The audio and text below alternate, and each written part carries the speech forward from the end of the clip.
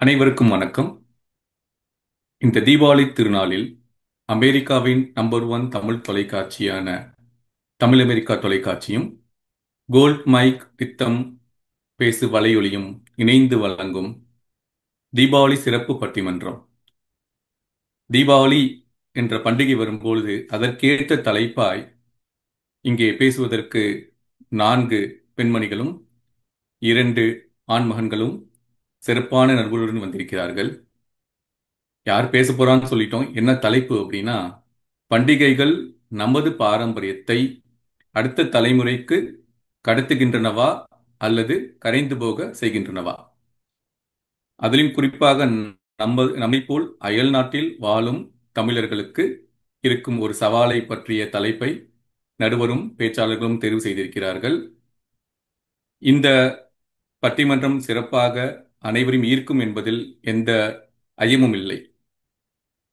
பட்டிமன்றம் என்ற உடனே பேச்சாளர்களை பற்றி நடுவர் சிறப்பாக கூடி வருவார். ஆனால் இங்கே நடுவரை பற்றி பேசினாலே பட்டிமன்ற நேரம் தேவைப்படும். அது போன்ற ஒரு சிறப்பான நடுவருடன் இன்று நாம் அமர்ந்திருக்கிறோம். நமது நடுவர் அவர்கள் மேகலா ராமமூர்த்தி. இவர் புளோரிடா தொழில்நுட்ப பல்கலைக்கழகத்தில், புளோரிடா பாலிடெக்னிக் யூனிவர்சிட்டியில் பொறியியல் சார் இயல்பியல் துறை பேராசிரியராக பணியாற்றி வருகிறார். Engineering physics professor. இவருடைய சிறப்பு என்ன அப்படின்னா, பல பட்டிமன்றங்களில் பல தமிழ் ஆளுமைகளுடன் பங்கேற்று பேசியிருக்கின்றார். முனைவர் சத்யசீலன், முனைவர் அறிவொளி, முனைவர் சிவச்சந்திரன், முனைவர் சிவசங்கரன், முனைவர் சாலமன் பாப்பையா, முனைவர் திரு சாரங்கபாணி, திரு சுகிசிவம் போன்ற தமிழ் ஆளுமையரின் தலைமையில் பட்டிமன்றங்களிலும் கருத்தரங்குகளிலும் பங்கேற்று பேசியுள்ளவர். தனி சொற்பொழிவுகளிலும் பல அரங்குகளில் நிகழ்த்தியுள்ளார். இது மட்டுமல்லாது தினமணி நாளிதழின் இணைப்பான தமிழ்மணி பல பேர் படிச்சிருப்போம்.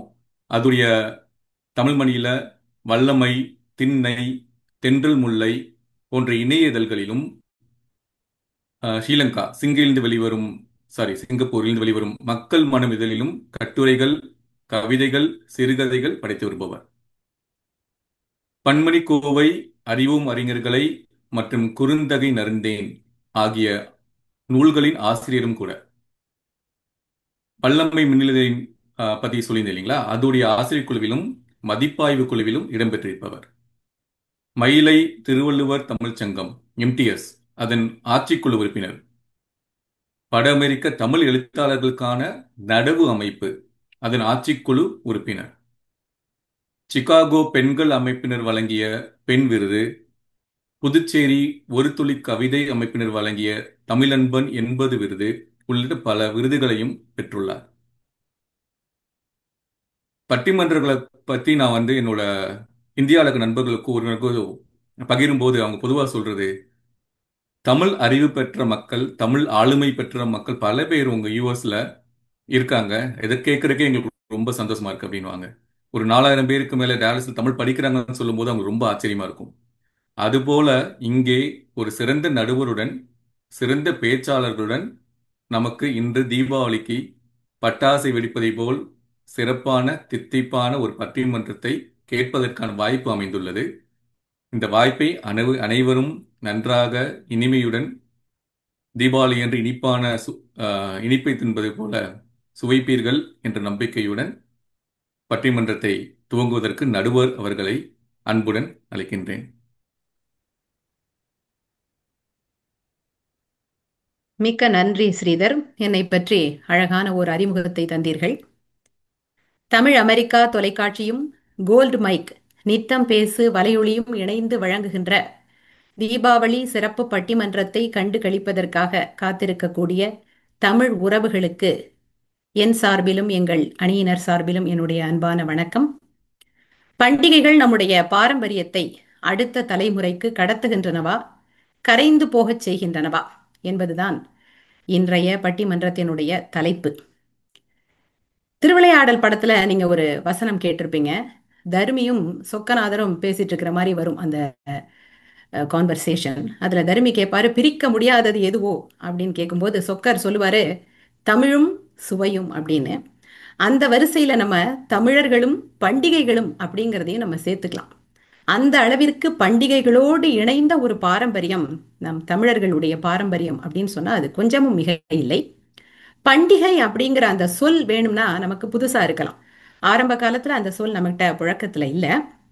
விழா, விழவு அப்படிங்கிற சொற்கள் தான் நீங்க தேடி பார்த்தீங்கன்னா பழைய இலக்கியங்கள்ல எல்லாம் உங்களுக்கு கிடைக்கும். விழாங்கிற சொல் எப்படி வந்ததுன்னு பார்த்தீங்கன்னா, விழைவு அப்படிங்கிற சொல்லிலிருந்து தோன்றியதுதான் இந்த விழா. விழைவுனா உங்களுக்கு என்ன தெரியும்? விருப்பம். ஆக விருப்பத்தோடு கொண்டாடப்படுகின்ற ஒன்றுதான் இந்த விழா.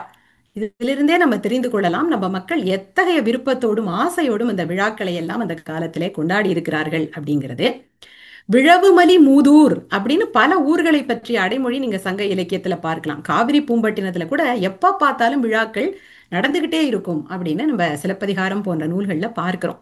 இன்னொரு அழகான சொல் இந்த விழாவை குறிப்பதற்காக இருக்குங்க சங்க இலக்கியத்துல. அதோடைய பேர் என்னன்னு கேட்டீங்கன்னா சாறு. சாறுனா இப்ப நம்ம எதை நினைப்போம்? ஜூஸ் இல்லையா? நம்ம ஃப்ரூட் ஜூஸ் அதெல்லாம் தான் இப்ப பழச்சாறு அப்படின்னு சொல்றோம். அந்த காலத்துல விழாக்களை குறிப்பதற்கு கூட இந்த சாறு அப்படிங்கிற சொல்ல பயன்படுத்தியிருக்காங்க. இது எப்படி விழாக்கு பொருந்தும் அப்படின்னு நம்ம சிந்திச்சு பார்த்தோம்னா, சாறுனா என்ன? அந்த ஜூஸ் அதோட எசன்ஸ் எல்லாம் ஒண்ணா சேர்ந்திருக்கு இல்லையா? அதே மாதிரி மக்கள் எல்லாம் ஒன்றாக சேர்ந்து கொண்டாடுவதனாலே விழாக்களுக்கு சாறு அப்படிங்கிற ஒரு அழகான பெயரையும் நம்முடைய தமிழ் பயன்படுத்தி இருக்கிறது அப்படிங்கிறத நான் உங்களுக்கு எல்லாம் தெரியப்படுத்துறதுல மகிழ்ச்சி அடைகிறேன். ஆக விழாக்களும் பண்டிகைகளும் நிறைந்த ஒரு சமுதாயமாக நம்முடைய தமிழ் சமுதாயம் இருந்திருக்கிறது. அந்த பாரம்பரியம் இன்றைக்கும் கூட தொடர்ந்து வருகிறது அப்படின்னு தான் நம்ம சொல்லணும். எப்படி இந்த விழாக்கள் இருக்கு, எத்தனை விழாக்கள் நம்ம கொண்டாடி இருக்கோம்னு பாத்தீங்கன்னா அந்த பட்டியல் ஒரு பெரிய பட்டியலா போயிட்டு இருக்குதுங்க. இப்ப நீங்க அந்த சித்திரை தொடங்கி பங்குனி வரைக்கும் பாத்தீங்கன்னா கூட சித்திரை மாசத்துல இருந்தே அந்த பண்டிகைகள் விழாக்கள் நமக்கு தொடங்கிறது. இப்ப நம்ம சித்திரைன்னு பார்த்தோம்னா சிலர் வந்து புத்தாண்டு கொண்டாடுகிறார்கள் சித்திரை முதல் நாளை. நம்ம பண்டை தமிழர்கள் வந்து புத்தாண்டு அப்படிங்கிற ஒண்ணு கொண்டாடின மாதிரி நமக்கு தெரியல. ஆனா சித்திரையில பாத்தீங்கன்னா ஒரு மிகப்பெரிய விழாவாக அவங்க கொண்டாடினது இந்த இந்திர விழா. இந்திர விழான்னு பாத்தீங்கன்னா அது பூம்புகார்ல தான் மிகச் சிறப்பாக கொண்டாடப்பட்டிருக்கு. 28 நாட்கள், ஒரு நாள் இல்ல, 2 நாள் இல்ல, 28 நாட்கள் அந்த விழாவை, ஒரு மிக நீளமான விழாவை நம்ம மக்கள் கொண்டாடி இருக்காங்க அப்படின்னு நம்ம பார்க்கிறோம். சித்திரையில தொடங்கக்கூடிய அந்த விழா வைகாசி வரைக்கும் போகுது. சித்திரை பௌர்ணமியை ஒட்டி அந்த விழா தொடங்கும் அப்படின்னு நான் நினைக்கிறேன். அவ்வளவு நீண்ட விழாவை இந்திரனுக்காக நம்ம மக்கள் எடுத்து, எங்களுக்கு வந்து நாட்டுல எப்போதும் மழை இருக்கணும், மக்கள் மகிழ்ச்சியாக வாழணும், எந்த குறையும் இருக்கக்கூடாது அப்படிங்கறத வேண்டுதலா வச்சு அந்த விழாவை கொண்டாடி இருக்காங்க. வைகாசி மாசம் அப்படின்னு நீங்க எடுத்துக்கிட்டீங்கன்னா வைகாசியும் உங்களுக்கு வந்து வேநீர் காலம் இல்லையா? அந்த வேநீர் காலத்துல வேனில் விழா அப்படின்னு ஒன்னே அந்த காலத்துல கொண்டாடி இருக்காங்க. இப்ப பாத்தீங்கன்னா வைகாசி விசாகம் நம்ம கொண்டாடுறோம். அது புத்த பூர்ணிமாவாகவும் கொண்டாடப்படுகிறது. அது முருகனுக்கு உரிய பண்டிகையாகவும் இந்த காலத்திலே அனுசரிக்கப்படுகிறது அப்படின்னு நம்ம பார்க்க முடிகிறது. அடுத்தது நீங்க பாத்தீங்கன்னா வைகாசிக்கு அப்புறம் ஆனி. ஆனி மாதம் பாத்தீங்கன்னா ஆனி திருமஞ்சனம் கோயில்கள் எல்லாம் சிறப்பாக கொண்டாடப்படும். அதே மாதிரி ஆனி மாசத்துல நான் வந்து காரைக்கால் பகுதியை சேர்ந்தவள். அதனால எங்க பகுதியில கொண்டாடப்படுகிற ஒரு மிகப்பெரிய விழா என்ன அப்படின்னு பாத்தீங்கன்னா காரைக்கால் அம்மையார் புனிதவதியார்னு நீங்க கேள்விப்பட்டிருப்பீங்க. 63 நாயன்மார்கள்ல ஒருவர் அவங்க.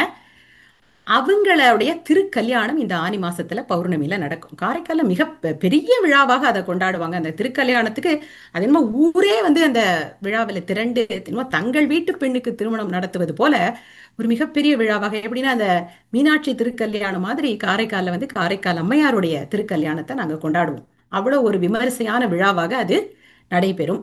அடுத்தது ஆடின்னு பாத்தீங்கன்னா ஆடி மாத பிறப்பையே ஒரு விழாவாக கொண்டாடுவது நம்முடைய தமிழர் மரபு. ஆடி வந்தாலே அந்த பண்டிகைகளை எல்லாம் அது அழைத்து கொண்டு வந்து விடும் அப்படின்னே கூட வேடிக்கையா சொல்லுவாங்க. அப்புறம் அடுத்தடுத்து எல்லா பண்டிகைகளும் வந்துரும். ஆடி மாதத்துல நீங்க பாத்தீங்கன்னா ஆடி பூரம் ஆண்டாளுக்கு கொண்டாடுவார்கள். அந்த காலத்துல அப்படின்னு நீங்க பாத்தீங்கன்னா ஆடியில ஆறுகளில் எல்லாம் புதிய வெள்ளம் வரும்.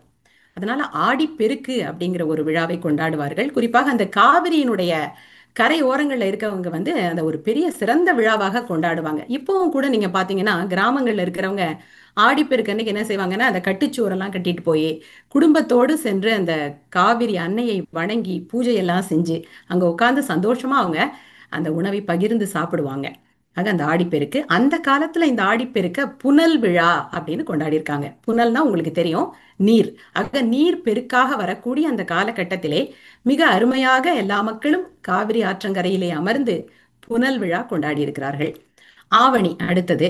ஆவணின்னு பாத்தீங்கன்னா, ஆவணில நிறைய பண்டிகைகள் நமக்கு இருக்கு. சமயம் சார்ந்த பண்டிகைகள் அப்படின்னு பார்த்தோம்னா விநாயகர் சதுர்த்தி நமக்கு ஆவணியில வருது. அதுக்கப்புறம் கோகுலாஷ்டமி வருது. அது அல்லாம ஆவணியில கொண்டாடப்படுகிற ஒரு முக்கியமான பண்டிகை அப்படின்னு நீங்க பாத்தீங்கன்னா ஓணம். ஓணம் வந்து இப்பதாங்க வந்து மலையாள தேசத்து பண்டிகையாக மாறி இருக்கு. அந்த காலத்துல சேர சோழ பாண்டியர் எல்லோருமே ஒன்றாகத்தானே இருந்தார்கள், மூவேந்தர்களும். அதனால தமிழகத்திலும் இந்த ஓணம் பண்டிகை கொண்டாடப்பட்டிருக்கிறது.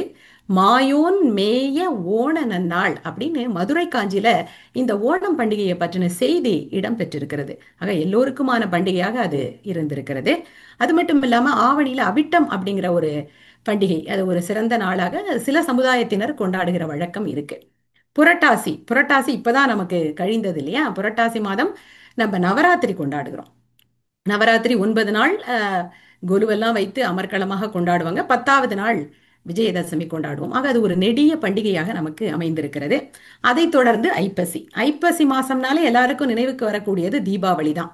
இப்ப பாத்தீங்கன்னா தீபாவளி தான் கிங் ஆஃப் ஆல் ஃபெஸ்டிவல்ஸ் அப்படின்னு சொல்ற அளவுக்கு எல்லா பண்டிகைகளையும் கடந்து அது உயர்ந்து நிற்கிற மாதிரி ஒரு பண்டிகையாக மாறிவிட்டது காலப்போக்கில. இது இப்ப எல்லா பண்டிகைகளையும் விட அதிக முக்கியத்துவம் தரக்கூடிய ஒரு பண்டிகை எது அப்படின்னு நீங்க பாத்தீங்கன்னா இந்த தீபாவளி பண்டிகை தான்.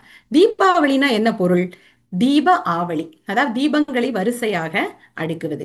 ஆனா தீபங்களை வரிசையாக அடுக்குகின்ற மரபு நமக்கு கிடையாது. நம்ம தீபாவளி அப்ப அந்த மாதிரிலாம் எதுவும் செய்யறது இல்ல. ஆனா வடநாட்டுல அந்த மாதிரி செய்யக்கூடிய வழக்கம் இருக்கு. நம்ம பொறுத்த வரைக்கும் எது தீபாவளி அப்படின்னு பாத்தீங்கன்னா ஐப்பசிக்கு அடுத்து வரக்கூடிய அந்த கார்த்திகை மாதத்துல நம்ம கொண்டாடுகிறோம் இல்லையா? கார்த்திகை விளக்கணி விழா, கார்த்திகை பௌர்ணமியில, அதுதான் நமக்கு உண்மையான தீபாவளி. அப்பதான் நம்ம வீடுகளிலே வரிசையாக விளக்குகளை ஏற்றி வைப்போம். அது மட்டும் இல்ல, திருவண்ணாமலை மாதிரியான கோயில்களிலே மலை தீபம் ஏற்றுவார்கள் இல்லையா? அது வந்து விளக்குக்காகவே கொண்டாடப்படுகிற ஒரு மிகச்சிறந்த விழா. நமக்கான தீபாவளி அந்த கார்த்திகை தான் அப்படின்னு நம்ம சொல்லலாம். அடுத்தது மார்கழி மாதம். மார்கழி மாதத்தை மாதங்களிலேயே சிறந்த மாதம் அப்படின்னு சொல்லுவாங்க. கண்ணன் கூட மாதங்களிலே நான் மார்கழியாக இருக்கிறேன் அப்படின்னு சொன்னதாக நம்ம பார்க்கிறோம். அப்ப பாத்தீங்கன்னா சைவர்களும் சரி வைணவர்களும் சரி மிகச் சிறப்பாக பல விழாக்களை கொண்டாடுவார்கள். பாவை நோன்பு இந்த மார்கழி மாதத்திலே தான் அனுசரிக்கப்படுகிறது. சைவர்கள் வந்து திருவாதிரையை கொண்டாடுவார்கள் மார்கழியில. வைணவர்கள்னு பாத்தீங்கன்னா அவங்களுக்கு வைகுண்ட ஏகாதசி இருக்கு. ஆக எல்லோருக்குமான பண்டிகைகள் நிறைந்த ஒரு மாதமாக, சொல்லப்போனா ஆன்மீக மாதமாக விளங்கக்கூடியது இந்த மார்கழி மாதம். இந்த மார்கழி மாசத்தை சில பேர் பீட மாசம் அப்படின்னு சொல்றாங்க. அது தவறான ஒரு சொல்லாடல்ங்க. பீடை கிடையாது, அது பீடுடை மாதம், அதாவது சிறப்பு பொருந்திய மாதம். ஏன்னா பல்வேறு ஆன்மீகம் சார்ந்த நிகழ்வுகள் அந்த மாதத்துல இருக்கிறதுனால பீடுடைய மாதம் அது. அடுத்தது பாத்தீங்கன்னா மார்கழியினுடைய இறுதி நாள் போகி பண்டிகை இல்லையா? மார்கழி தான் ஓடி போச்சு போகியாச்சுன்னு நம்ம திரைப்பட பாடல் கூட கேட்கிறோம். ஆக போகி பண்டிகையை கடைசி நாளிலே கொண்டாடி கொண்டிருக்கிறது இந்த மார்கழி அப்படின்னு பார்க்கிறோம். பழையனவற்றை கழிப்பதுதான் இந்த போகியினுடைய நோக்கம். அடுத்த நாள் உங்களுக்கு தை மாதம். தை மாத பிறப்பும் ஒரு மிகப்பெரிய கொண்டாட்டத்திற்கு உரியதாக இருக்கிறது. தொடர்ந்து 3 நாள்கள் நம்ம தை மாதத்திலே பொங்கல், மாட்டுப் பொங்கல், காணும் பொங்கல் என்று கொண்டாடுகிறோம். இயற்கையை வழிபடக்கூடிய ஒரு மிகச்சிறந்த பண்டிகையாக, தமிழர்களினுடைய திருநாளாக கொண்டாடப்படுவது இந்த பொங்கல். முதல் நாள் நமக்கு உணவுப் பொருள்களை எல்லாம் விளைவிப்பதற்கு உதவக்கூடிய கதிரவனுக்கு விழா எடுக்கிறோம். கதிரவனை நம்ம படையல் வைத்து கும்பிடுகிறோம். அடுத்த நாள் உழவுத் தொழிலுக்கு உதவக்கூடிய கால்நடைகளுக்கு வணக்கம் தெரிவிக்கிறார்கள். அவற்றை அலங்காரம் செய்து கவனிப்பார்கள், சிறப்பான உணவெல்லாம் கொடுத்து. அடுத்த 3வது நாள் காணும் பொங்கல். அன்று வந்து உறவினர்கள் எல்லாம் ஒன்றாக கூடி கடலுக்கு செல்லுவது, ஒன்றாக உண்டு மகிழ்வது போன்ற நிகழ்வுகள் எல்லாம் உண்டு. அது மட்டுமல்லாமல் தைப்பூசம் ஒரு முக்கியமான ஆன்மீக பண்டிகையாக கொண்டாடப்படுகிறது. அடுத்தது தைக்கு அப்புறம் மாசி மாதம். மாசி மாதம்னு பாத்தீங்கன்னா சிவராத்திரி. எப்படி புரட்டாசி மாதம் பெண்களுக்கான நவராத்திரியாக நம்ம கொண்டாடுகிறோமோ அதே மாதிரி மாசி மாதம் சிவராத்திரி, சிவனுக்கானது. ஆனா இப்ப சிவராத்திரினா சிவன் ஞாபகத்துக்கு வரதில்ல, ஜக்கி வாசுதேவ் தான் நமக்கெல்லாம் ஞாபகத்துக்கு வராரு. ஏன்னா அந்த ஈஷா மையத்துல அந்த அளவிற்கு சிவராத்திரி பண்டிகை கோலாகலமாக ஒவ்வொரு ஆண்டும் கொண்டாடப்படுவதை நம்ம பார்த்து வருகிறோம். நடராஜருக்கு போட்டியாக ஜக்கி வாசுதேவும் நடனம் எல்லாம் இப்போது ஆடத் தொடங்கிவிட்டார். ஆக அந்த வகையிலே அது கொஞ்சம் மாற்றம் அடைந்திருக்கிறது அப்படின்னு கூட நம்ம சொல்லலாம். இந்த மாசி மாதத்துல அந்த காலத்துல என்ன செஞ்சாங்க அப்படின்னா உள்ளி விழா அப்படின்னு ஒண்ணு கொண்டாடி இருக்காங்க. அந்த உள்ளி விழாங்கிறது மன்மதனுக்கான விழாவாக கொண்டாடப்பட்டிருக்கிறது. அடுத்தது பங்குனி. பங்குனி மாதம் பார்த்தீங்கன்னா பங்குனி உத்திரம் ஒரு முக்கியமான நாளாக கருதப்படுவது. அதுல வந்து தெய்வ திருமணங்கள் பல அந்த காலகட்டத்திலே நடந்திருக்கின்றன என்று நம்ம பார்க்கிறோம். சிவன் பார்வதி திருமணம், முருகன் தெய்வானை திருமணம் அந்த நாளிலே நடந்ததாக சொல்லுவார்கள். ஆக இப்படி தொடர்ந்து பண்டிகைகளும் நாள் கிழமைகளும் நிறைந்ததாகவே நம்முடைய தமிழ் மரபு நெடுங்காலமாக இருந்து வருகிறது அப்படிங்கிறதுக்கு இந்த பட்டியலே ஒரு சான்றாக அமைந்திருக்கிறது. சரி, இவற்றினுடைய பின்னணி என்ன, இந்த பண்டிகைகளினுடைய நோக்கம் என்ன அப்படின்னு நம்ம பார்த்தோம் என்றால் இதை ஒரு 3-4 விதமாக பிரிச்சிடலாங்க. இந்த பண்டிகைகள் எல்லாத்தையும் நீங்க பாத்தீங்கன்னா இயற்கை சார்ந்த, இறைவனை வணங்குவது சார்ந்த பண்டிகைகள், இயற்கை இறைவன் சார்ந்த, இயற்கைக்கு நன்றி தெரிவிக்கக்கூடிய பண்டிகைகள், அது ஒரு பக்கம். அடுத்தது பாத்தீங்கன்னா நம்முடைய பாரம்பரியத்தை மரபை பேணுகின்ற வகையிலே சமூகத்தோடும் குடும்பத்தோடும் சேர்ந்து கொண்டாடக்கூடிய பண்டிகைகள், அது ஒரு பக்கம். அடுத்ததாக நீங்க பாத்தீங்கன்னா எல்லாவற்றிற்கும் மேலான நோக்கமாக இந்த பண்டிகைகள் எதற்காக கொண்டாடப்படுகின்றன அப்படின்னு கேட்டீங்கன்னா, ஏழை எளியவர்களுக்கும் வறியவர்களுக்கும் பகுத்து உண்டு வாழ்வது. ஏன்னா பகுத்துண்டு பல்லுயிர் ஓம்புதல் தான் தலையாய அறமாக தமிழர்களுக்கு வலியுறுத்தப்பட்டிருக்கிறது. ஆக இப்படி 2-3 வகைகளிலே நாம் இந்த பண்டிகைகளை எல்லாம் அடக்கிவிடலாம். ஆக இவைதான் பண்டிகையினுடைய நோக்கங்களாக கருதத்தக்கவை. இந்த நோக்கங்களை கொண்டிருக்கக்கூடிய பண்டிகைகள் இந்த காலத்துல எப்படி மாறி இருக்கு? இந்த பாரம்பரியத்தை, மரபை, பண்பாட்டை இந்த காலத்திலே பண்டிகைகள் பின்பற்றுகின்றனவா, அல்லது கால ஓட்டத்திலே அவையெல்லாம் நீர்த்து போயிருக்கின்றனவா, கரைந்து போயிருக்கின்றனவா என்பதையெல்லாம் சிந்திப்பதற்காகத்தான் இந்த பட்டிமன்றம் ஏற்பாடு செய்யப்பட்டிருக்கிறது. நன்றாக சிந்தித்து கருத்துக்களை எல்லாம் பகிர்ந்து கொள்ளக்கூடிய 6 பேச்சாளர்கள் இன்று நம்முடைய அவைக்கு வந்திருக்கார்கள் தங்களுடைய கருத்துக்களை பகிர்ந்து கொள்வதற்காக. இனிமே வித்தவுட் ஃபர்தர் அடு நம்ம பட்டிமன்றத்திற்குள்ளே சென்று விடுவோம். இந்த பாரம்பரியமானது, அதாவது பண்டிகைகள் தங்களுடைய மரபை கடத்துகின்றன அப்படிங்கிற அணியிலே பேசுவதற்கு 3 பேர் வந்திருக்கிறார்கள். கரைந்து போகச் செய்கின்றன அப்படிங்கிற அணியிலும் 3 பேர் வந்திருக்கிறார்கள். முதல்ல நம்ம இந்த கடத்துகின்றன அப்படிங்கிற அணியிலிருந்து விவாதத்தை தொடங்கலாம் அப்படின்னு நான் நினைக்கிறேன். இந்த கடத்துகின்றன அணியினுடைய ஓப்பனிங் பேட்ஸ்மேனாக, இல்ல ஓப்பனிங் பேட்ஸ் உமனாக களமிறங்குகிறார் செல்வி ஸ்ரீவித்யா ஜெயப்பிரகாஷ். அவரை நம்ம வரவேற்போம். அவரை பற்றி ஒரு சிறிய அறிமுகம் தருவது என்றால், அவர் மதுரையைச் சேர்ந்தவர். கலிபோர்னியாவிலே மில்மிட்டாஸ் என்ற மில்பிட்டாஸ் என்ற நகரத்திலே வசித்து வருகிறார். மென்பொருள் பொறியாளராக பணியாற்றி வருகிறார். தமிழ் பள்ளியிலும் தமிழ் மன்றத்திலும் தன்னார்வ தொண்டராக இருந்து வருகிறார். தமிழ் இலக்கியங்கள் வாசிப்பதிலும் மிகுந்த ஆர்வமுடையவர் ஸ்ரீவித்யா. வாங்க ஸ்ரீவித்யா, உங்க கருத்துக்களை கொடுங்க. தித்திக்கும் இந்த தீபாவளி திருநாளில் இத்தகைய ஒரு சிறப்பான பட்டிமன்றத்தை நடத்தி தர அமைந்திருக்கும் நமது மேதகு நடுவர் அவர்களுக்கும், மற்றும் இன்று என்னோடு இணைந்து பேசவிருக்கும் அனைத்து நட்சத்திர பேச்சாளர்களுக்கும், மற்றும் உலகெங்கும் இருந்து இந்த நிகழ்வை காணொளியில் கண்டுகளித்துக் கொண்டிருக்கும் தமிழ் அமெரிக்க தொலைக்காட்சி மற்றும் கோல்டு மைக் நித்தம் பேசு வலையொலி அமைப்பின் நேயர்களுக்கும் எனது வணக்கத்தையும் தீபாவளி திருநாள் நல்வாழ்த்துக்களையும் தெரிவித்துக் கொள்கிறேன். பண்டிகைனாலே கொண்டாட்டம், சந்தோஷம், குதூகலம் தான் எல்லாத்துக்கும். சாமியே பண்டிகைக்கு காத்திருக்குமா, மனுஷங்க நம்ம எம்மாத்திரம். நம்ம நினைவு கிடங்கின் சந்தோஷ அடுக்குகளை புரட்டி பார்த்தா அங்க அநேகமா பண்டிகை கால கொண்டாட்டங்கள்லாம் இருக்கும். பண்டிகைனா வெறும் பட்டாசு வெடிக்கிறது, பண்டை சுடுறது, புத்தாடை உடுத்துறது மட்டும் இல்லைங்க. பண்டிகைனா அது அது அதோட பண்டிகையோட பாரம்பரியம், பண்டிகையோட நோக்கம் என்னன்னா ப பகிர்ந்தளித்தல், சக மனிதர்களோடு கூடி கழித்தல், வீரம், விளையாட்டு, இது எல்லாவற்றுக்கும் மேலாக பிறர் நலமும் வளமும் பெற்று வாழ மனதார வாழ்த்துதல். அதுதான் பண்டிகைகளோட நோக்கமும் பாரம்பரியமும். இப்போ போன தலைமுறை எடுத்துக்கிறோமே, நம்ம அப்பாக்கள் அவங்களா இப்ப பொதுவாக குடும்ப தலைவர் அல்லது அப்பா அவர்கள் வெளியில் சென்று பொருளீட்டி வருவார். வீட்டுல அம்மா, பாட்டி, அக்கான்னு நிறைய பேர் இருக்காங்க. 10 கைகள் சேர்ந்து ஒரு 10 நாள் சேர்ந்து ஒரு 10 பண்டங்கள் அளவுக்கு சுடுவோம். சுட்டு பக்கத்துல இருக்க மக்களுக்கு கொடுத்து பகிர்ந்தளித்து உண்டு சந்தோஷப்படுவோம் ஒரு பண்டிகை அன்னைக்கு. ஆனா காலத்தின் கட்டாயம், காலப்போக்கின் மாற்றம், இன்று ஆண் பெண் இருவரும் வேலைக்கு செல்ல வேண்டியிருக்கிறது.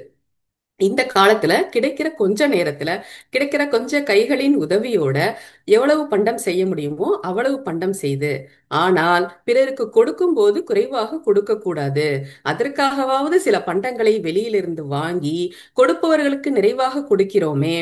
ஆக கொடுக்க வேண்டியவர்களுக்கு பிறருக்கு கொடுக்கும் போது குறைவில்லாது நிறைவாக கொடுக்க வேண்டும் என்ற எண்ணம் தானே பண்டிகைகள், நம் பண்டிகைகளின் பாரம்பரியம் நமக்கு கடத்தி இருக்கிறது.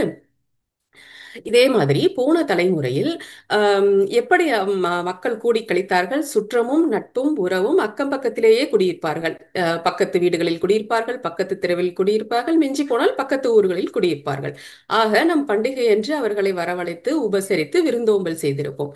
ஆனால் இப்போது உறவுகளும் நட்பும் கல்வி கல்வி காரணங்களுக்காகவோ வேலை காரணங்களுக்காகவோ வெளி மாநிலங்களிலும் வெளிநாடுகளிலும் எட்டு திக்கெங்கும் பறந்து விருந்திருக்கிறார்கள், உலகெங்கும் நிறைந்திருக்கிறார்கள்.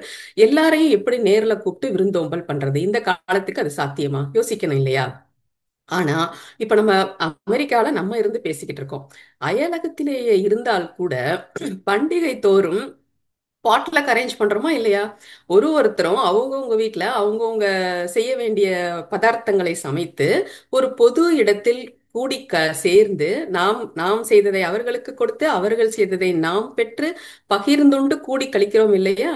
இத்தனைக்கும் இதை நமக்கு நடத்தி தரது நம்ம வீட்ல இருக்க 16 18 வயது குழந்தைகள் ஈவெண்ட் மேனேஜ்மெண்ட். ஆக பண்டிகைகளின் பாரம்பரியத்தை இளைய தலைமுறை வரை சிறப்பாக கடத்தி இருக்கிறோமா இல்லையா?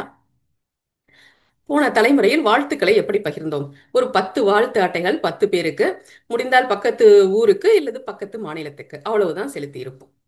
இப்போ உலகெங்கும் நிறைந்திருக்கும் இல்லையா சுற்றமும் நட்பும்.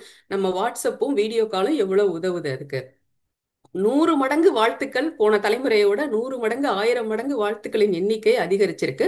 உலகெங்கும் நினைத்த நொடியில் வாழ்த்துக்களை பரிமாற முடியுது. முகம் தெரிந்தவர் முகம் தெரியாதவர் அனைவரும் எண்ணிலடங்கா வாழ்த்துக்களை பகிர்ந்து கொண்டே இருக்கிறார்கள். உங்களது அலைபேசிக்கு வந்து சேரும் அனைத்து வாழ்த்துக்களும் அன்றைய தினம் முழுவதும் உங்களை பண்டிகை கால கொண்டாட்டத்தில் நிலைநிறுத்துகிறது இல்லையா? இது பண்டிகைகள் நம் பாரம்பரியத்தை சிறப்பாக கடத்தி இருக்கின்றன இல்லையா? அவ்வளவு ஏன் நடுவர் அவர்களே, நமது தமிழ் மொழிக்கே சொந்தமான இந்த பட்டிமன்றத்தை ஒவ்வொரு பண்டிகைக்கும் நம் சிறப்பாக எடுத்து நடத்தி நம் பாரம்பரியத்தை வளர்த்து கொண்டிருக்கிறோமா இல்லையா? சாமி மட்டுமல்ல, நாம் மட்டுமல்ல, பட்டிமன்றங்களும் பண்டிகைகளுக்காக காத்து கொண்டிருக்கின்றன.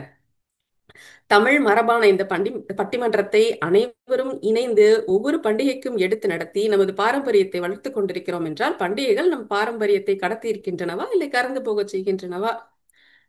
நடுவர் அவர்களே, நமது அருமை அண்ணன் ஆனந்த பிரகாஷ் அவர்கள் எதற்காக அடுத்த அணியில் போய் அமர்ந்திருக்கிறார் என்று எனக்கு தெரியவில்லை.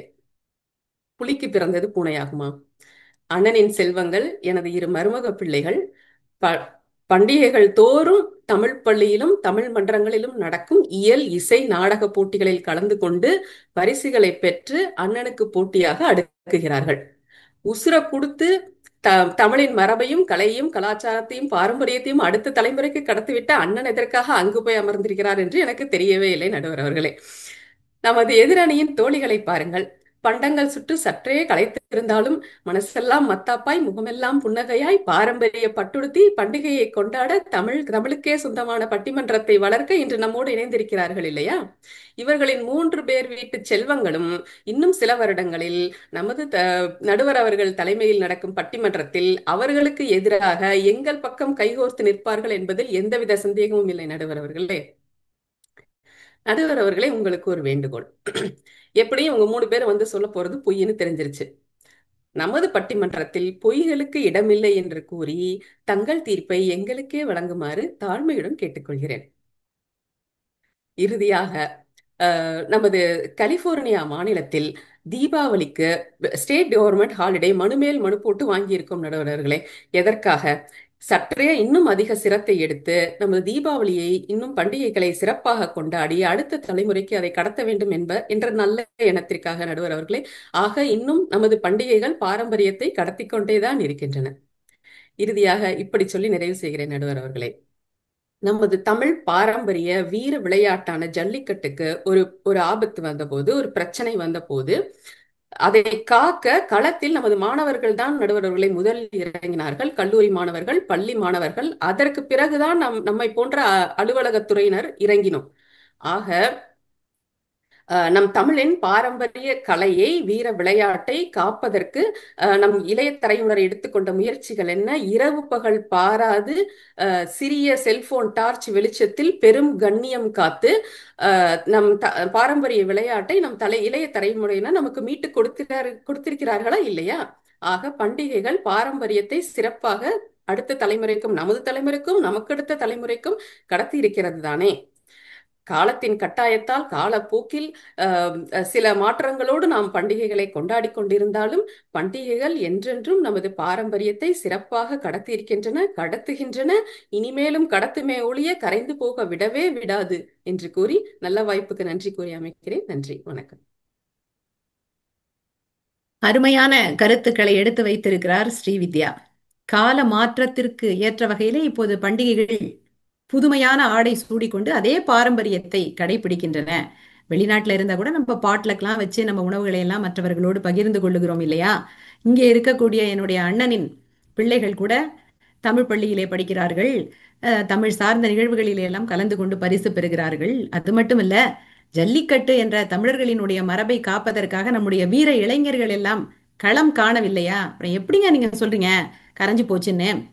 இப்பதான் முந்தைய விட சிறப்பாக இந்த பண்டிகைகள் எல்லாம் கொண்டாடப்படுகின்றன. எந்த காலத்திலும் இந்த மரபு அழிந்து போகாது அப்படிங்கிறத ஆணித்தரமாக பதிவு செய்திருக்கிறார். வாழ்த்துக்கள் ஸ்ரீவித்யா. இனி நம்ம அடுத்த அணிக்கு செல்வோம். கரைந்து போகச் செய்கின்றன இந்த மரபுகள் எல்லாம் ஒன்றும் பின்பற்றப்படவில்லைங்க, அந்த காலத்துல இருந்த மாதிரியா இப்ப இருக்கு, அதெல்லாம் சும்மா வேணா வாதத்துக்காக நம்ம சொல்லலாமே தவிர அது உண்மை இல்லை என்று பேசுவதற்காக வருகிறார் திருமிகு சுபாஷினி தினகரன். இவருடைய சொந்த ஊர் கோவை மாவட்டத்தில் உள்ள பொள்ளாச்சி. இயற்பியல் துறையிலே எம்எஸ்சி எம்பில் படித்தவர், தமிழ் ஆர்வலர், நல்ல பட்டிமன்ற பேச்சாளர், டோஸ்ட் மாஸ்டர் இன்டர்நேஷனல் இர்விங் கிளப்பினுடைய துணைத் தலைவர், மெட்ரோபிளக்ஸ் தமிழ்ச்சங்கத்தின் மேனாள் துணைத் தலைவர், தமிழ் பள்ளி ஆசிரியர், எம்டிஎஸ் வானொலியில் நிகழ்ச்சி தொகுப்பாளர், தமிழ்நாடு ஃபவுண்டேஷனுடைய யூத் டைரக்டர். இன்னும் விவரங்கள் நீண்டு கொண்டே செல்லுகின்றன.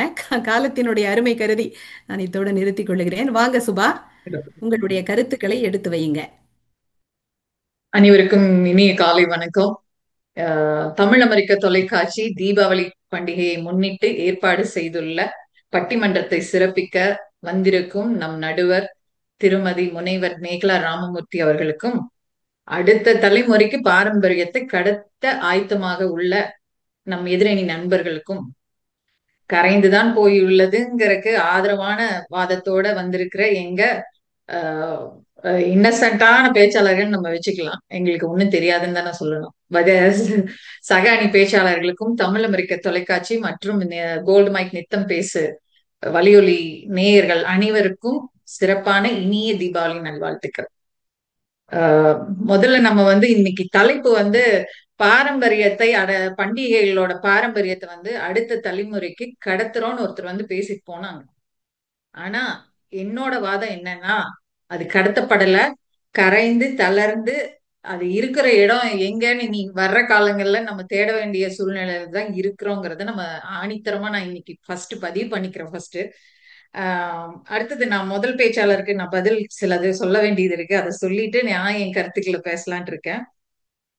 அவங்க பேசின தலைப்பு அவங்க மறந்துட்டாங்க, நமக்கான கருத்துக்களை தான் ஆதரவா சொல்லிட்டு போயிருக்காங்க.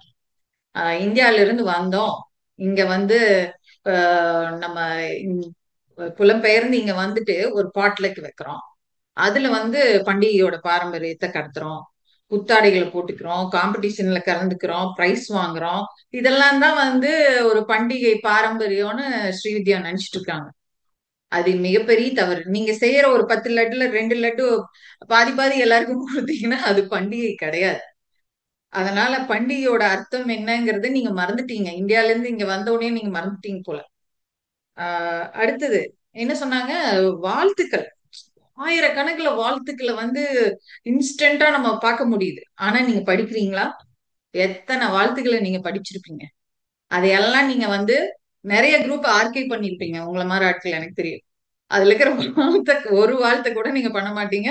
காலையில எந்திரிச்சோன்னா கிளியர் மெசேஜஸ் போட்டுட்டு அதை கிளியர் வைப் பண்ணிட்டு, ஏன்னா நானுமே சிலதெல்லாம் அப்படிதான் பண்றேன், வேற வழி இல்லை. எல்லாத்தையும் உட்காந்து நான் பார்த்துட்டு இருந்தேன்னா என்னோட தினசரி பணிகளை நான் செய்ய முடியாது. அந்த மாதிரி சூழ்நிலை தான். இதுல 1000 வாழ்த்துக்கள் வந்தா என்ன, வராட்டி என்ன, அப்படிதான் நம்ம எடுத்துக்கணும். அடுத்தது இன்னொன்னு சொன்னாங்க, அப்படியே பட்டாடை உடுத்தி மத்தாப்பு சிரிப்போட பெண்மணிகள் நீங்க உட்கார்ந்து பட்டிமன்றத்தை பேசி பாரம்பரியத்தை கடத்துறோம் அப்படின்லாம் சொன்னீங்களே, எத்தனை பேருக்கு இங்க நான் சொல்ல விரும்பல, நிறைய பேர் இங்க ரெடிமேட் சாரி ரெடிமேட் வேஷ்டி கட்டிட்டு தான் உட்கார்றாங்க. அந்த மாதிரி ஒரு சூழ்நிலை தான். இங்க பாரம்பரியத்தையோ பண்பாட்டையோ எல்லாமே தெரிஞ்சு பழகி எல்லாம் இங்க பேச வரல. பா அதுவும் பட்டிமன்றத்துல பேசுறதுனால பாரம்பரியம் கடக்கப்படுறதுன்னா அதுவுமே எனக்கு வந்து ஒரு பெரிய ஷாக்கா தான் இருக்கு. அடுத்தது இன்னியொன்னு சொன்னாங்களே, ஜல்லிக்கட்டை வந்து நம்ம இளைஞர்கள் தான் பண்ணாங்க. நம்ம வந்து அடுத்தது நம்ம எல்லாம் அதுக்கப்புறம் தான் போனோம். அடுத்த தலைமுறை அந்த அந்த தலைமுறை தாங்க நம்ம. அதுக்கு அடுத்த தலைமுறைக்கு நம்ம இப்ப வந்துட்டோம். ஜல்லிக்கட்டு நடந்து முடிஞ்சு ரொம்ப நாள் ஆச்சு. ஆனா இப்ப இருக்கிற தலைமுறை கிட்ட போய் கேட்டு பாருங்களேன், ஜல்லிக்கட்டை பத்தின வரலாறு, அனுபவம், அது எங்க நடக்குது, எதுக்கு நடக்குது, எந்த ஒரு அறிவும் இல்லை இப்போ.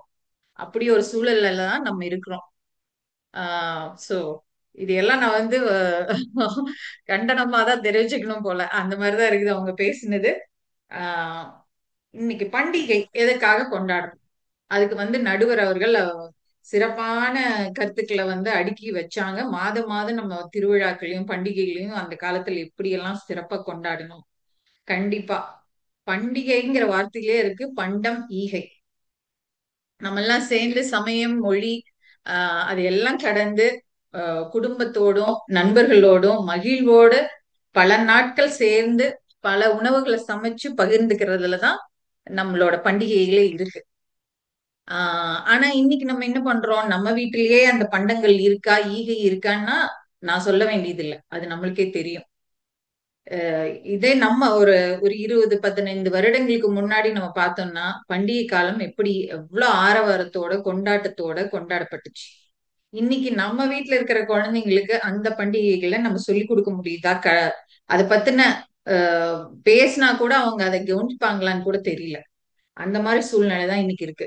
என்ன ஈவன் இன்னைக்கு இருக்கிற நம்ம சக நண்பர்களே என்னன்னு கேட்டீங்கன்னா, இன்னைக்கு தீபாவளியா, பொங்கலா, அப்படியாங்கிற ஒரு அலட்சிய போக்குதான் இங்க இருக்கே தவிர அவங்களுக்கே அந்த பண்டிகை பாரம்பரியம் சந்தோஷம் கொண்டாட்டம்ங்கிறதுல எல்லாம் எந்தவித விருப்பமும் இல்லாம எப்படி போய் நம்ம அடுத்த தலைமுறைக்கு அதை கடத்துது. எதிரணியில் இருக்கிறவங்க எல்லாருக்குமே இந்த பிரச்சனை தெரியும். ஆனாலும் என்ன பண்றது? தலைப்பு கொடுத்துட்டாங்க, வாதத்துக்காக போய் எதிரணியில உட்கார்ந்துக்கிறோம்னு சொல்லி உட்கார்ந்துருக்காங்க. அடுத்தது இன்னைக்கு பாத்தீங்கன்னா குழந்தைங்க கிட்ட பண்டிகைன்னு சொன்னீங்கன்னா அவங்களுக்கு ஆர்வத்தோட அதை கவனிக்கிறாங்களா, அதை பத்தி தெரிஞ்சுக்கணுங்கிற ஒரு ஆசை இருக்கா? எத்தனை வீட்டுல இருக்கு? ஈவன் நம்ம வீட்லயே நம்ம குழந்தைங்க கிட்ட வந்து நாளைக்கு தீபாவளி, இன்னைக்கு இன்னைக்கு நடக்கிற ஒரு பண்டிகையே நான் சொல்றேன், நாளான்னைக்கு தீபாவளி அப்படின்னு சொன்னோம்னா எத்தனை பேர் ஆர்வத்தோட கேக்குறாங்க? புது துணி போடணும், தலை குளிக்கணும், சாப்பாடு செய்யணும், பலகாரம் செய்யணும், மத்தவங்க வீட்டுக்கு போய் அதை கொடுத்துட்டு வரணும் அப்படின்னு சொன்னா எதுக்கு புது துணி போடணும், எதுக்கு இதெல்லாம் பண்ணணும் அப்படிங்கிற கேள்வி மட்டும்தான் முதல்ல வருது. ஏன்னா அவங்களுக்கு எதை பத்தியுமே ஆர்வம் இல்லை. அவங்க ஒரு தனி தீவுல ஒதுக்கப்பட்டு அவங்களுக்கான ஒரு உலகத்தை உருவாக்கிட்டு வாழ்ந்துட்டு தான் இருக்காங்களே தவிர பண்டிகை பாரம்பரியத்தை கண்டிப்பா கடத்தி கொண்டு போற அளவுக்கு அவங்க இல்லைங்கிறது தான் இந்த சங்கடமான சூழ்நிலை இன்னைக்கு. அடுத்தது பாத்தீங்கன்னா ஆஹ் ஒரு நம்ம நம்ம சின்னதா இருக்கும்போது நினைச்சு பாருங்க, கொஞ்சம் அந்த பழைய நினைவுகளையும் நம்ம நினைச்சாதான் அந்த பாரம்பரியத்தை கடத்தி இருக்கிறோமா கரைஞ்சிருக்காங்கிறத நம்ம உணர முடியும். நம்ம எல்லாம் வந்து ஒரு 2-3 மாதங்களுக்கு முன்னாடி ஒரு பண்டிகைன்னு வந்துட்டா வீடு சுத்தம் பண்ணி அப்படியே பலகாரம் எல்லாம் செஞ்சு நிறைய உணவுகளுக்கு பண்ணி எல்லாரும் ஒரே இடத்துல கூடி அந்த மாதிரி எல்லாரும் பங்கிட்டு சாப்பிட்டு இருந்தோம். இன்னைக்கு எல்லாம் வந்து ஒரு நியூக்ளியர் ஃபேமிலி செட்டப். இன்னைக்கு வந்து என்ன ஆச்சு? எல்லா பண்டிகையுமே ஒரு போட்டோ ஷேர், ஒரே மாதிரி கலர்ல ஒரு ஃபேமிலி ட்ரெஸ் பண்ணி எங்க வீட்டுல கொண்டாடிட்டு உங்க வீட்டுல கொண்டாடிட்டீங்களா அப்படின்னு ஒரு போட்டோ ஷேர்ல தான் இன்னைக்கு ஒரு கொண்டாட்டம், பண்டிகை பாரம்பரியம் இருக்கு. வேற எதுவுமே கிடையாது. அப்புறம் 2-3 பேர் தான் வீட்டுல இருக்கிறாங்க. இப்போ பாதி பேர் ஆபீஸ் போயிருவாங்க, ஸ்கூலுக்கு போயிருவாங்க. இருக்கிறது ஏதோ குடும்ப தலைவி மட்டும்தான் இன்னைக்கு பண்டிகைகளை கொண்டாடுற மாதிரி ஒரு சூழ்நிலை அப்படிதான் இருக்கு. ஆஹ் இன்னைக்கு அது அது மட்டும் இல்ல. இன்னி பண்டிகைன்னு சொல்லிட்டாலே நம்ம அந்த உறவு சொந்தம் நண்பர்கள் இதெல்லாம் சொல்றோமே, உறவுகளை பத்தி நம்ம முதல்ல சொல்லி கொடுத்துருக்கோமா குழந்தைங்களுக்கு? அவங்களுக்கு யாருக்குமே உறவுகள் முறைகள் என்ன, உறவு முறை இவங்க அப்படிங்கறதெல்லாம் எதுவுமே தெரியாது. இன்னைக்கு அம்மா அப்பாவை விட்டா எல்லாருமே ஆண்டி அங்கிள் தான். சித்தப்பா தெரியாது, பெரியப்பா கிடையாது, எதுவுமே இல்ல. ஆண்டி அங்கிள் எல்லாருக்குமே பொதுப்படியான ஒரு பேர். தாத்தா பாட்டி பார்த்தா கூட இன்னைக்கு வயதோ முதியோர்களை பார்த்தா கூட அவங்க ஆண்டி அங்கிள் தான் சொல்றாங்க. இந்த மாதிரி ஒரு என்ன சொல்றது, ஒரு கவலைக்கிடமான ஒரு சூழ்நிலையில் தான் இருக்கும். ஆனா உங்க வீட்ல என்ன கேஜெட் இருக்கு, எங்க வீட்ல என்ன கார் இருக்கு, டெஸ்லா இருக்கா, மேசராட்டி இருக்கா, அப்படிங்கிற ஒரு மெட்டீரியலிஸ்டிக்கான ஒரு உலகத்துல பாரம்பரியத்துக்கு இடம் இல்லாம தான் நம்ம தொலைஞ்சு போயிருக்கோங்கிறது தான் என்னோட வாதம். அடுத்ததான் நம்ம வந்து இனி பண்டிகை இந்த காலத்துல எப்படியோ ஏதோ மெயின்டைன் பண்ணி ஸ்ரீவித்யா சொன்ன மாதிரி ஒரு பாட்டுக்கு அந்த மாதிரி ஏதோ வச்சு பட்டிமன்றத்தை நடத்தியா கொண்டுட்டு போயிட்டு இருக்கோம். அடுத்தது வர்ற எதிர்காலத்தை நினைச்சு பாருங்களேன். அந்த பண்டிகைங்கிறதெல்லாம் வந்து ஒரு சாதாரண ஒரு டெக்ஸ்ட் மெசேஜா ஒரு வாழ்த்தா தான் வாழப்போகுது.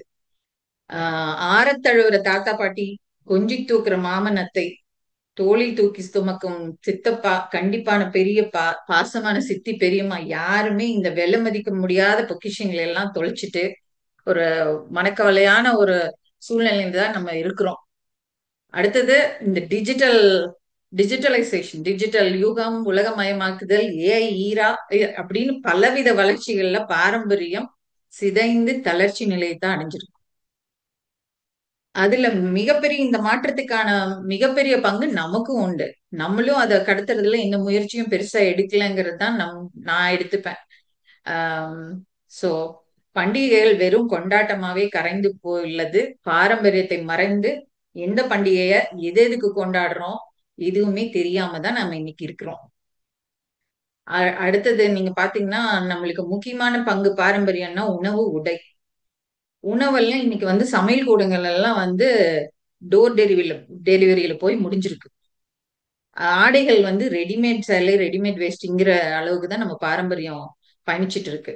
இன்னைக்கே ராமராஜ் காட்டன் எடுத்துட்டீங்கன்னா, அவர் எப்படி வந்து எல்லாரையும் சேலை கட்ட வைக்கலாம், ரெடிமேடா கொண்டு போய் எல்லாத்துக்கும் எப்படி கையில கொடுக்கலாங்கிறது மட்டும்தான் யோசிக்கிறாரு ஒழிய, அட்லீஸ்ட் அந்த அளவுக்கு தான் அவர் அந்த அந்த முயற்சியிலயாவது அந்த பாரம்பரியத்தை காப்பாத்தலாங்கிற அந்த இக்கட்டான சூழ்நிலையில தான் இன்னைக்கு இருக்கு, உலகம் இருக்கு.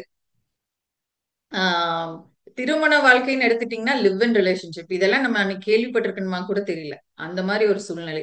இப்படி அந்நிய நாட்டு மோகத்தோட க மிகவும் கவர்ந்து அடுத்த தலைமுறையினர் வந்து பண்டிகை பாரம்பரியத்தை எப்படி காப்பாத்துவாங்க, கரைந்து தளர்ந்து மூழ்கக்கூடிய சூழ்நிலையில இருக்கிற பாரம்பரியத்தை நம்ம எப்படி கடத்த போறாங்கன்னு மீதம் வர உள்ள எதிரணி பேச்சாளர்கள் என்ன சொல்ல போறாங்கன்னு நான் காத்துட்டு இருக்கேன். முகவரியை துளைத்த முகங்களாகத்தான் இருக்கிறார்களே என்பதை நன்குணர்ந்த நம் நடுவர் நல்ல ஒரு தீர்ப்பை கூறி மற்றவர் பேச்சை கேட்க ஆவலாக அமர்கிறேன். வாய்ப்பளித்த தமிழ் அமெரிக்க தொலைக்காட்சிக்கு மிக்க நன்றி. சிறப்பான கருத்துக்களை பதிவு செய்திருக்கிறீர்கள் சுபா, பாராட்டுக்கள். எங்கங்க ஜல்லிக்கட்டுன்னு பசங்க போனாங்களே தவிர எதுக்காக போனோம்னு அவங்களுக்கு தெரியுமா? அதோடைய பின்னணி தெரியுமா? எதுவுமே தெரியாம சும்மா போய் லைட் அடிச்சா சரியா போச்சா, செல்போன் டார்ச் அடிச்சா சரியா போச்சா? எதுவுமே தெரியாத இளைஞர்களாகத்தானே இன்னைக்கு இருக்காங்க. இன்னைக்கு யாருங்க இந்த பண்டிகைகள்லாம் பத்தி கேர் பண்றாங்க? இந்த தலைமுறைகிட்ட அதை பத்தி பேசினாலே அவங்க அதெல்லாம் விரும்பலையே. அதை வந்து அவங்க ஒரு வேண்டா வெறுப்பா தானே அதை எதிர்கொள்ளுகிறார்கள். அப்புறம் வாட்ஸ்அப் மெசேஜஸ்லாம் பத்தி சொல்ல வந்துட்டீங்க. அதுல என்ன எழுதிருக்குன்னு யாராவது நம்ம படிக்கிறோமா?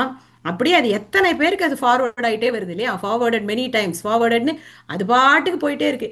அதோடைய நதி மூலமும் நமக்கு தெரியாது, ரிஷி மூலமும் நமக்கு தெரியாது யார் ஆரம்பிச்சு விட்டான்னு. அது பாட்டுக்கு கோடிக்கணக்கான மக்களுக்கு ஷேர் ஆகுது.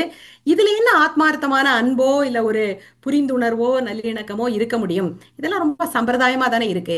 இதையெல்லாம் வைத்துக்கொண்டு எப்படி நம்ம பாரம்பரியம் கடத்தப்படுது அப்படின்னு நீங்க சொல்றீங்க அப்படின்னு கேக்குறாங்க. அது மட்டும் இல்ல, இப்ப யாருங்க புடவை கட்டுறா? யாருக்கும் புடவை கட்ட தெரியாது, வேட்டி கட்ட தெரியாது. புடவை ரெடிமேட் புடவை, வேட்டி கட்டிக்கோ ஒட்டிக்கோ வேட்டி, அதுவும் நம்ம ராமராஜ் தான் அறிமுகப்படுத்தியிருக்காங்க. ஆக எல்லாத்தையுமே ரொம்ப சிம்பிளிஃபை பண்ணிட்டாங்க. இந்த மாதிரி மரபுகள்லாம் ஒரு புதிய டேக் டைவர்ஷன் மாதிரி ஒரு புதிய திசையில போயிட்டு இருக்குதே. நம்ம எப்படி நம்ம இதெல்லாம் சொல்ல முடியும்? பாரம்பரியம் பின்பற்றப்படுதுன்னு எப்படி சொல்ல முடியும்? போட்டோ தானே ஷேர் பண்றோம். உண்மையான அன்பு எங்கே பகிரப்படுகிறது அப்படின்லாம் நிறைய கேள்விகளை கேட்டிருக்காங்க. எனக்கு ரொம்ப வியப்பா இருக்கு. பண்டிகைகள் வந்து இந்த பாரம்பரியத்தை கடத்துதுன்னு நீங்க சொல்றதுதான் எனக்கு வியப்பா இருக்கே தவிர அது கரைந்து போய் கொண்டிருப்பதை நான் கண்கூடாக பார்க்கிறேன் அப்படின்னு பதிவு செய்திருக்கிறாங்க. இதுக்கு மறுப்பு சொல்ல வேண்டிய பொறுப்பு கடத்துகின்றன அணிக்கு இருப்பதாக நான் கருதுகிறேன். ஆக கொஞ்சம் தளர்ந்து போயிருக்கின்ற இந்த கடத்துகின்றன அணியை தூக்கி நிறுத்துவதற்காக திருமிகு சுமித்ரா ராஜவேலு வருகிறார். அவரும் நல்ல பட்டிமன்ற பேச்சாளர். அவருடைய சொந்த ஊர் திருவண்ணாமலை மாவட்டத்தில் உள்ள தேசூர். அறிவியலில் முதுகலை பட்டம் பெற்றவர், கல்வியியலிலும் முதுகலை பட்டம் பெற்றவர். தற்போது தாம்பா தமிழ் கல்விக் கழகத்தில் ஆசிரியராக பணியாற்றி வருகிறார். பள்ளி பருவத்திலிருந்தே மிகுந்த தமிழ் பற்று உடையவர். பேராசிரியர் ஞானசம்பந்தன் ஐயா, திரு மணிகண்டன், பேராசிரியர் மேகலா ராமமூர்த்தி போன்ற பலருடைய தலைமையில் பட்டிமன்றங்களில் பேசிய அனுபவமுடையவர். சுமித்ரா, வாங்க, உங்களுடைய கருத்துக்களை கொடுங்கள்.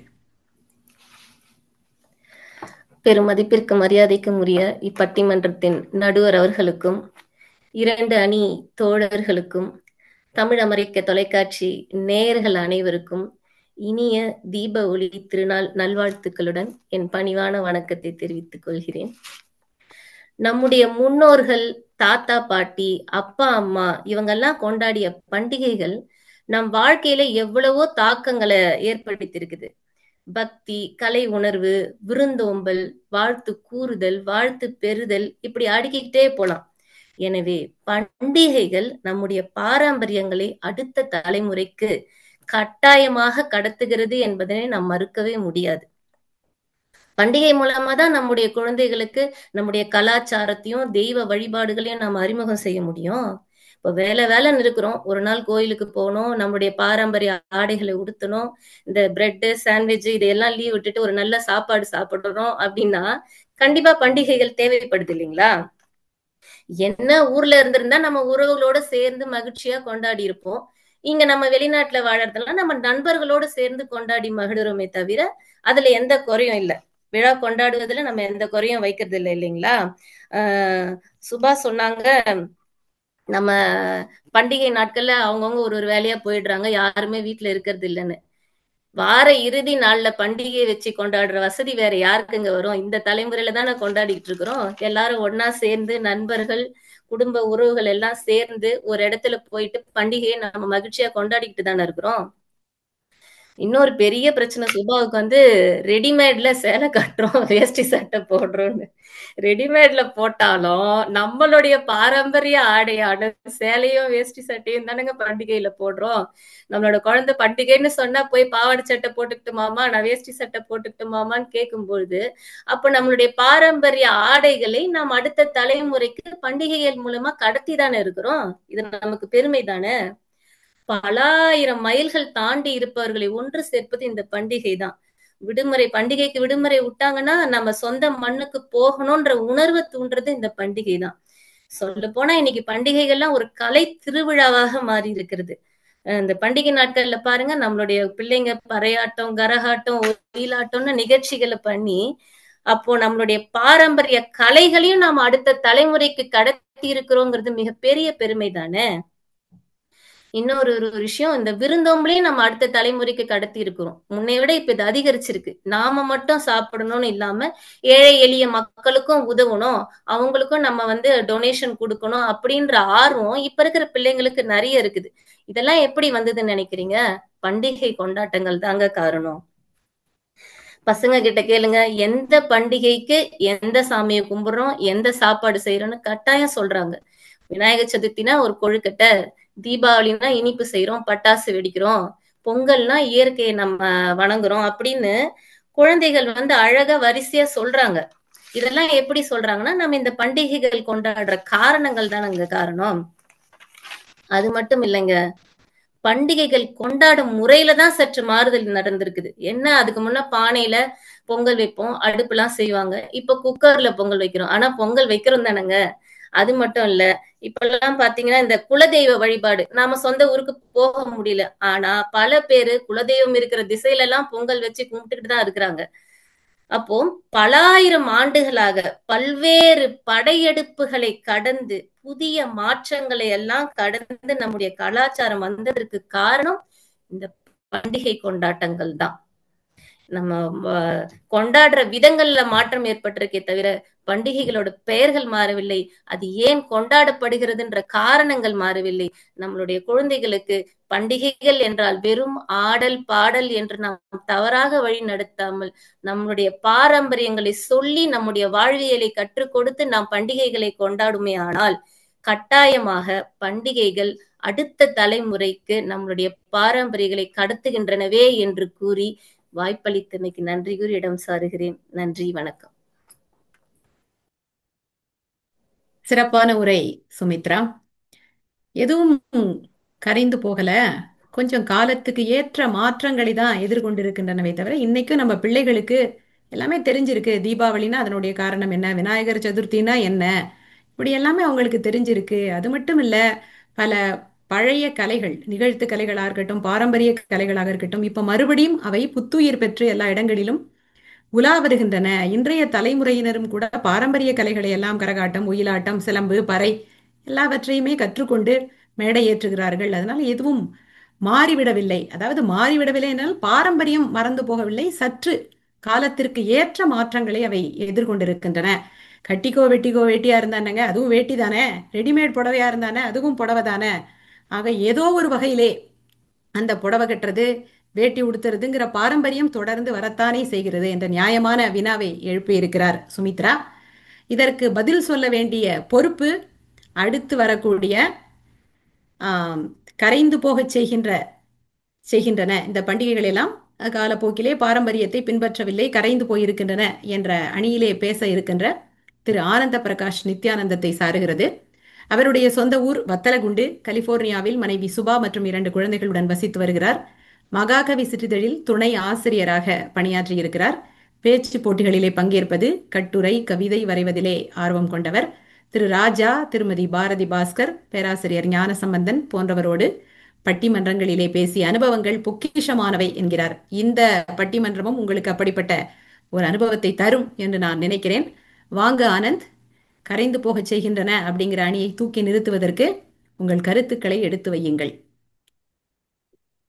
அனைவருக்கும் தீபாவளி திருநாள் நல்வாழ்த்துக்கள். இப்படி சொல்றது அவன் பண்பாடு இல்லையா? ஆனா எதுக்கு சொல்றோம்னு புரிஞ்சுக்கிட்டு சொல்றோமா? அப்படி புரிஞ்சுக்கிட்டு சொன்னோம்னா நம்ம பண்பாடை சரியான வழியில கடத்துறோம்.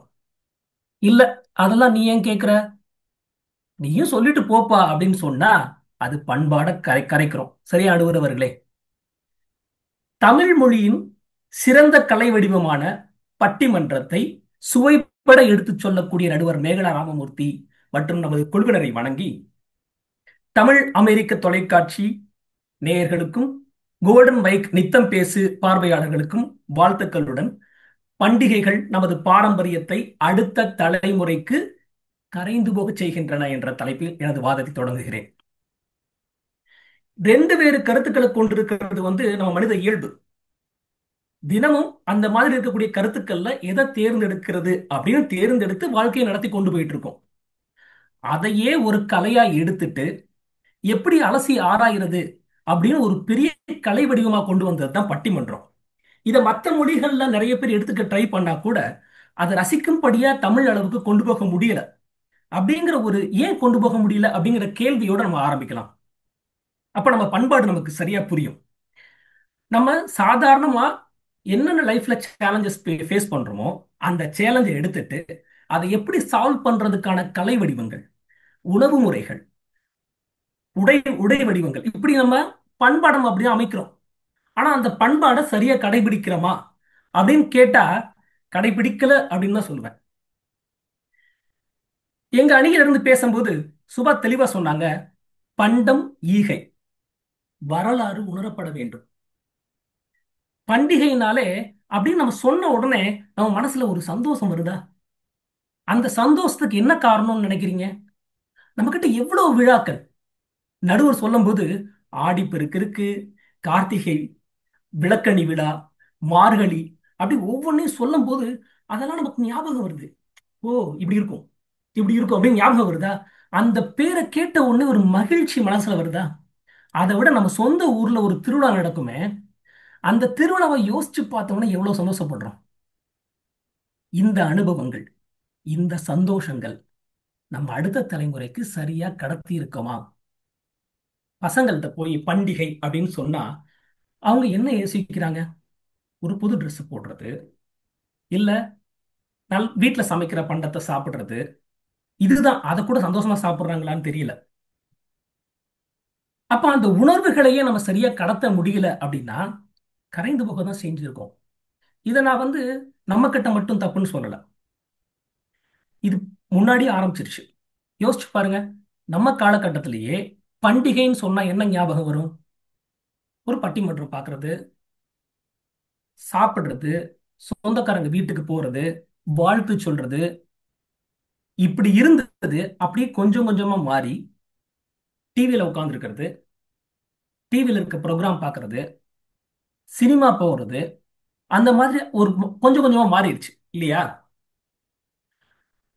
பண்டிகைய லீவ்ல பண்டிகைன்னு சொன்னாலே லீவு தான் ரொம்ப இம்பார்ட்டன்ட். ஏன்னா அந்த டயத்துல கொஞ்சம் ரிலாக்ஸேஷன் பண்ணணும் அப்படின்னு சொல்லிட்டு. ஆனா பண்டிகையை இப்ப லீவ் வேணும் அப்படி நம்ம வசதிக்கு லீவ்ல மூவ் பண்ணிக்கிறோம் இல்லையா? பண்டிகை கொண்டாடாமலாம் இருக்கோம். கரெக்டா சொன்னாங்க. அதுக்கப்புறம் கிளியரா சொன்னாங்க, ஆன்டி எங்கிள் கலாச்சாரம்.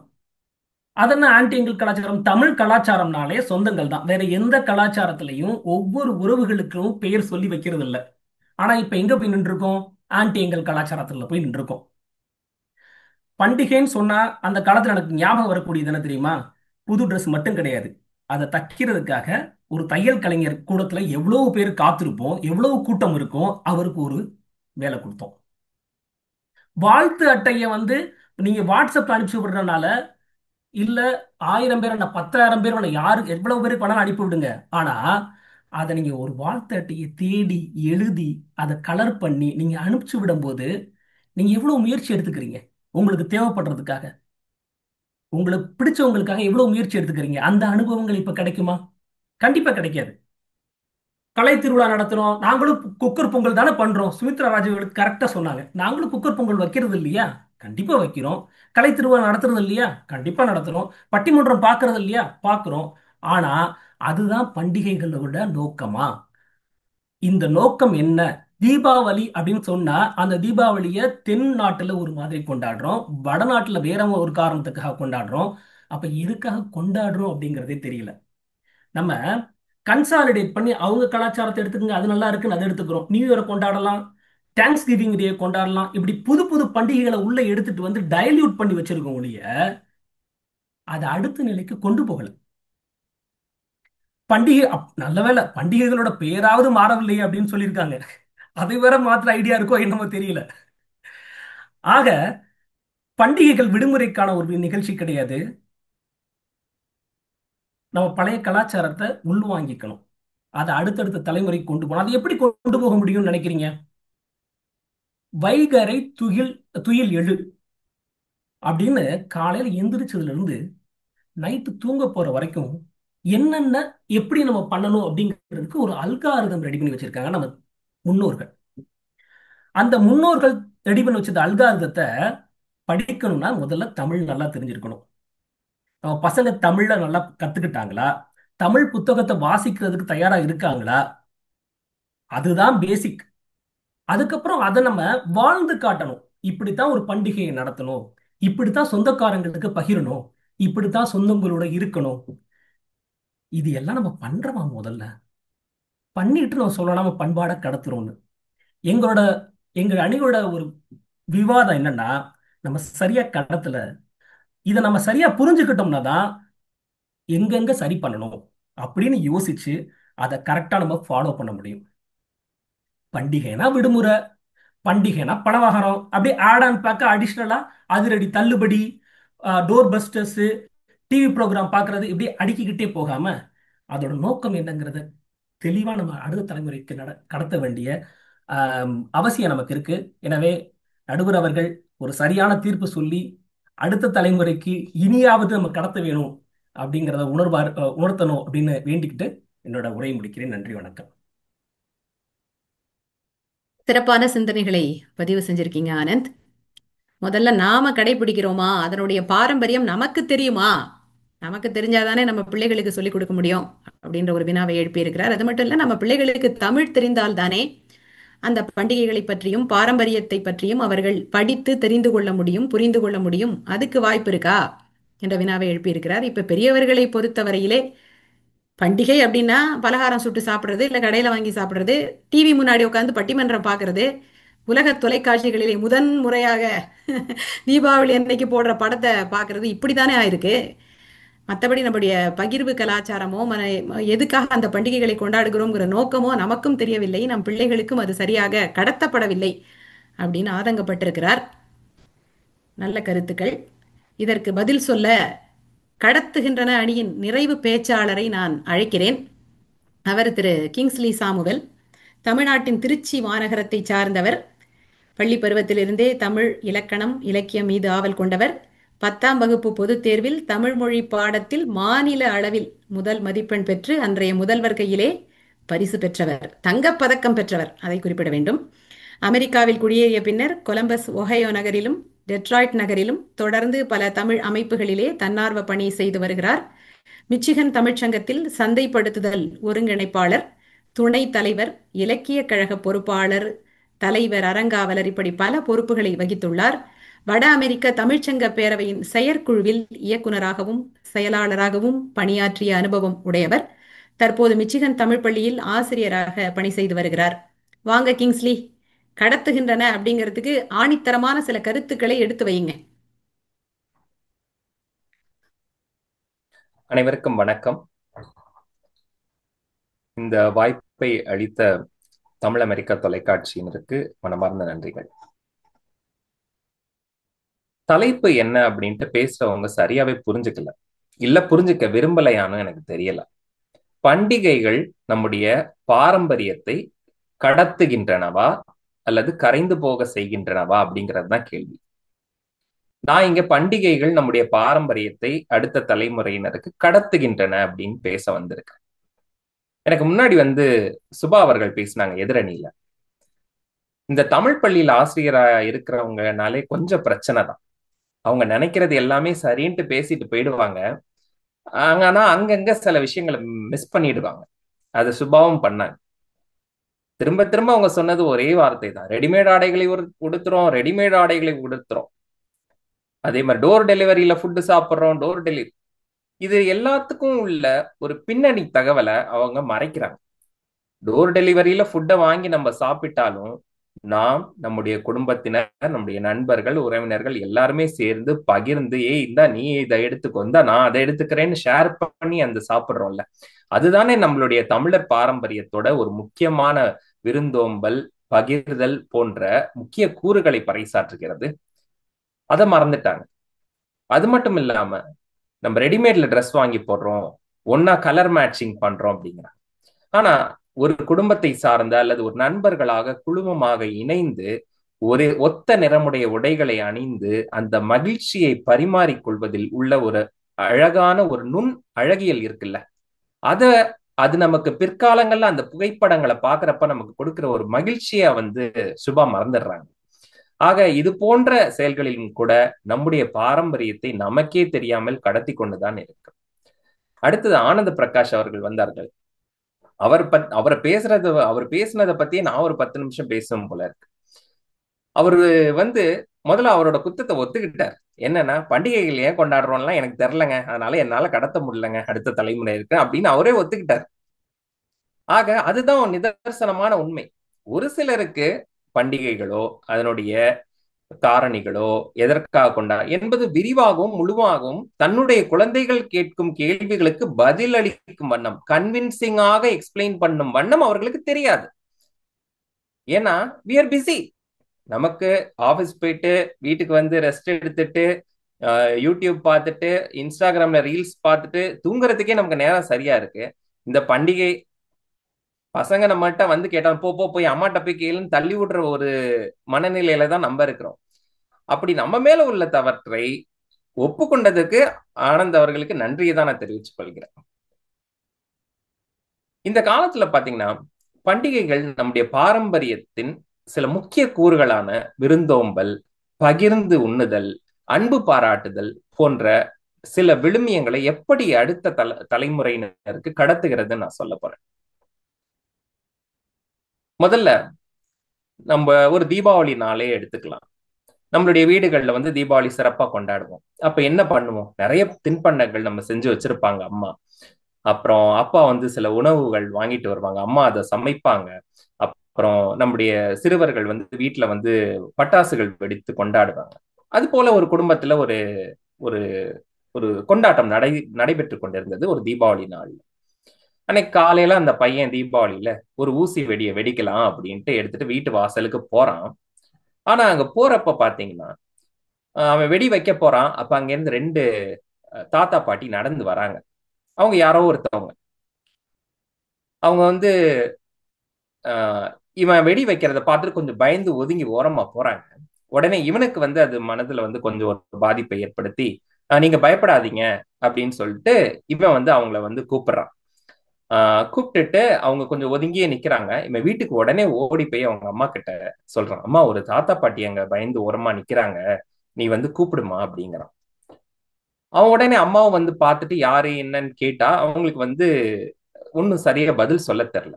உடனே நீங்க உள்ள வாங்கன்னு கூட்டிட்டு போயிட்டு அவங்களுக்கு கொஞ்சம் நல்லா உபசரிச்சு இந்த பையனும் வந்து அவங்களுக்கு தேவையான உபகாரங்கள்லாம் செஞ்சு அவர்களுக்கு உணவு பண்டங்களை கொடுத்து அதற்கு பிறகு அவங்கள்ட்ட கேட்கறாங்க, நீங்க என்ன வழி தவறி எதுவும் வந்துட்டீங்களா அப்படின்ட்டு கேட்கறாங்க. அந்த முதியோர்களோட பின்புலம் யாருக்கும் தெரியாது.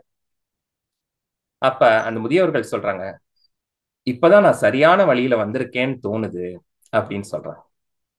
இந்த நிகழ்வுல அந்த சிறுவன் அனிச்சையாக ஒரு பண்டிகையின் போது யாரோ ஒருவர் எங்கிருந்தோ வந்தாலும் அவர்களை வீட்டுக்கு அழைத்து உபசரிக்க வேண்டும் என்பது அவனுக்கு எப்படி அனிச்சையாக தோன்றுகிறது அந்த நாளில். ஏனென்றால் பண்டிகைகள் நமக்கே தெரியாமல் நமக்கே புரியாமல் இந்த அனிச்சையாக சில விழுமியங்களையும் சில பாரம்பரிய கூறுகளையும் நம்மிடையே உருவாக்கி இருக்கின்றன. அதுதான் இது நமக்கு உணர்த்துகிறது. ஆக விருந்தோம்பல், பகிர்ந்து உண்ணுதல் போன்ற நல்ல பாரம்பரிய கூறுகளை நம்முடைய அடுத்த தலைமுறையினர் அனிச்சையாக கற்றுக்கொள்வதற்கு இந்த பண்டிகைகள் தான் ஒரு கருவியாக இருக்கின்றன. அடுத்தபடியாக அன்பு பாராட்டுதல். ஊர் உலகத்துல எங்க பார்த்தாலும் சண்டைங்க. அண்ணனுக்கும் தம்பிக்கும் சண்டை, அக்காவுக்கும் தங்கச்சிக்கும் சண்டை, அப்பாவுக்கும் மகனுக்கும் சண்டை, கணவனுக்கும் மனைவிக்கும் சண்டை, அம்மாவுக்கும் மகளுக்கும் சண்டை. ஊர் உலகம்லாம் சண்டை போட்டுக்கிட்டே இருப்போம், சண்டை போட்டுக்கிட்டே இருப்போம், வருஷம் ஃபுல்லா போட்டுக்கிட்டே இருப்போம். ஆனா அந்த பண்டிகை நாள்னு வந்துருச்சுன்னு வச்சுக்கோங்களேன், என்ன நடக்கும்? சரி, போன வருஷம் நம்ம சித்தப்பா வீட்டுக்கு போனோம், இந்த தடவை சித்தப்பாவை நம்ம வீட்டுக்கு கூப்பிடணும் அப்படின்ட்டு ஒரு ஓரத்துல ஒரு சிந்தனை உதிக்கும் பாருங்க. நம்ம வீட்டுல இருக்க சிறுவர்கள் வந்து கேட்பாங்க, அம்மா நம்ம நம்ம அண்ணனை, அதாவது பெரியப்பா பையனை நம்ம வீட்டுக்கு கூப்பிடலாமாம்மா, நம்ம பெரியப்பாலாம் நம்ம வீட்டுக்கு வருவாங்களாம்மா தீபாவளிக்குன்னு கேட்பாங்க ஆசையா. அதே போல அவங்க வீட்லயும் அங்க உள்ள பசங்க கேட்பாங்க, அம்மா சித்தியும் சித்தப்பாவும் நம்ம வீட்டுக்கு வருவாங்களாமா அப்படின்னு ஆசையா கேட்பாங்க. ஆனா அங்க உள்ள அண்ணன் தம்பிகளுக்கு இடையில ஒரு சின்ன ஒரு மனச்சிக்கல் போயிட்டு இருக்கும். ஒரு சொத்து தகராறோ ஒரு வேற ஒரு தகராறோ போயிட்டு இருக்கும். ஆனா அதை வந்து சிறுவர்களிடம் ரொம்ப விரிவா எடுத்துரைக்க முடியாது. ஆனா சிறுவர்கள் இந்த பண்டிகைகள் சார்ந்து அவர்கள் ஒன்று கூடணுங்கிற ஒரு ஆவலோட கேட்கிற கேள்விகளுக்கு அந்த பெரியவர்களால் பதில் சொல்லவே முடியாது. அத்தகைய ஒரு தருணங்கள்ல இந்த பெரியவர்கள் ஒருவருக்கொருவர் விட்டு கொடுத்து அந்த சிக்கல்களை மறந்து ஒன்றாக ஒரு இடத்துல கூடி இந்த பண்டிகைகளை கொண்டாடுவாங்க. இது நம்ம எத்தனை இடங்கள்ல நம்ம பார்த்திருக்கோம். இது போன்ற பல சண்டைகள் பிரச்சனைகளுக்கு நடுவிலும் அவற்றையெல்லாம் மறந்துவிட்டு ஒன்றாக கூடி இருக்கணும் அப்படிங்கிற உணர்வை நம்முடைய அடுத்த தலைமுறையினருடைய மனதில் விதைத்தது எவை? இந்த பண்டிகைகள் தானே. இது போன்ற பண்டிகை நாட்களிலேயே நம்முடைய குடும்பத்திலே உள்ள அடுத்த தலைமுறையினர் நம்மை விட மிகவும் தெளிவாகவும் ஸ்திரத்துடனும் பல்வேறு பாரம்பரியத்தின் கூறுகளை அழகாக நமக்கே படிப்பினையாக காட்டுகிறார்கள். அதுதான் நிதர்சனமான உண்மை. ஆனால் இவ்வாறு அவர்கள் நமக்கு படம் பிடித்து காட்டுவது நமக்கு பிடிக்கவில்லை. அதனாலேயே அதை நாம் விரும்புவதில்லை. சோ இது போல நம்முடைய மனித குலம் எடுத்தீங்கன்னு வச்சுக்கோங்களேன், மனித குலத்தினுடைய ஒரு ஒரு ஒரு பேசிக்கான விஷயம் என்னன்னா சிந்தனை, சிந்திக்கும் திறன். இப்ப பாத்தீங்கன்னா அந்த சிந்திக்கும் திறன் வெகுவாக குறைந்து வருகிறது. ChatGPT, AI, இது போன்ற பல்வேறு கருவிகள் நமக்கு வந்துருச்சு. சிந்தனையை அவுட் சோர்ஸ் செய்யும் ஒரு ஜெனரேஷனாக மாறிவிட்டோம். நம்முடைய ஆக்சுவல் லேசினஸை ஆர்டிபிஷியல் இன்டெலிஜென்ஸ் என்று கொண்டாடுகிறோம். ஆனால் இத்தகைய தொழில்நுட்ப சூழலிலும் நமக்கு சிந்திக்கும் ஒரு வாய்ப்பை கொடுப்பது இந்த பண்டிகைகள். எப்படி நம்முடைய வீட்டிலே உள்ள குழந்தைகளுக்கு அந்த நேரத்திலே அந்த நாளிலே நாம் ஒருவரை விருந்தோம்பல் செய்து உபசரிக்க வேண்டும் என்ற சிந்தனை தோன்றுகிறது. அது ChatGPT சொல்லிக் கொடுக்கறதில்ல. எப்படி நாம் வீட்டில் செய்த தின்பண்டங்களை மற்றவர்களோடு பகிர்ந்து உண்ணணும் அப்படிங்கிற ஒரு சிந்தனை எப்படி தோணுது? அதுவும் சாட் ஜிபிடி சொல்லிக் கொடுக்கல.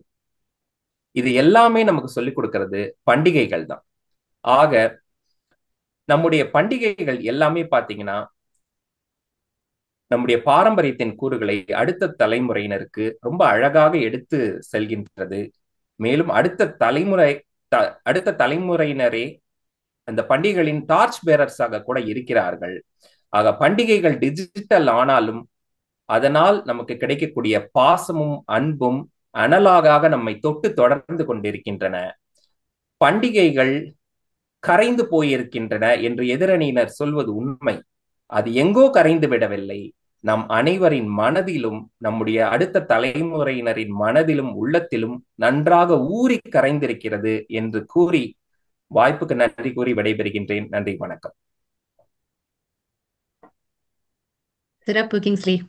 வார்த்தை ஆடல்கள் மிகவும் ரசிக்கும்படியாக இருந்தன. எங்கோ கரைந்து போய்விடவில்லை, நம்முடைய மனங்களிலே தான் கரைந்து போயிருக்கின்றன, நம்முடைய செயல்களிலே தான் கரைந்து போயிருக்கின்றன. அதுவும் குறிப்பாக இளைய தலைமுறையினரை நம்ம குறையே சொல்ல முடியாது.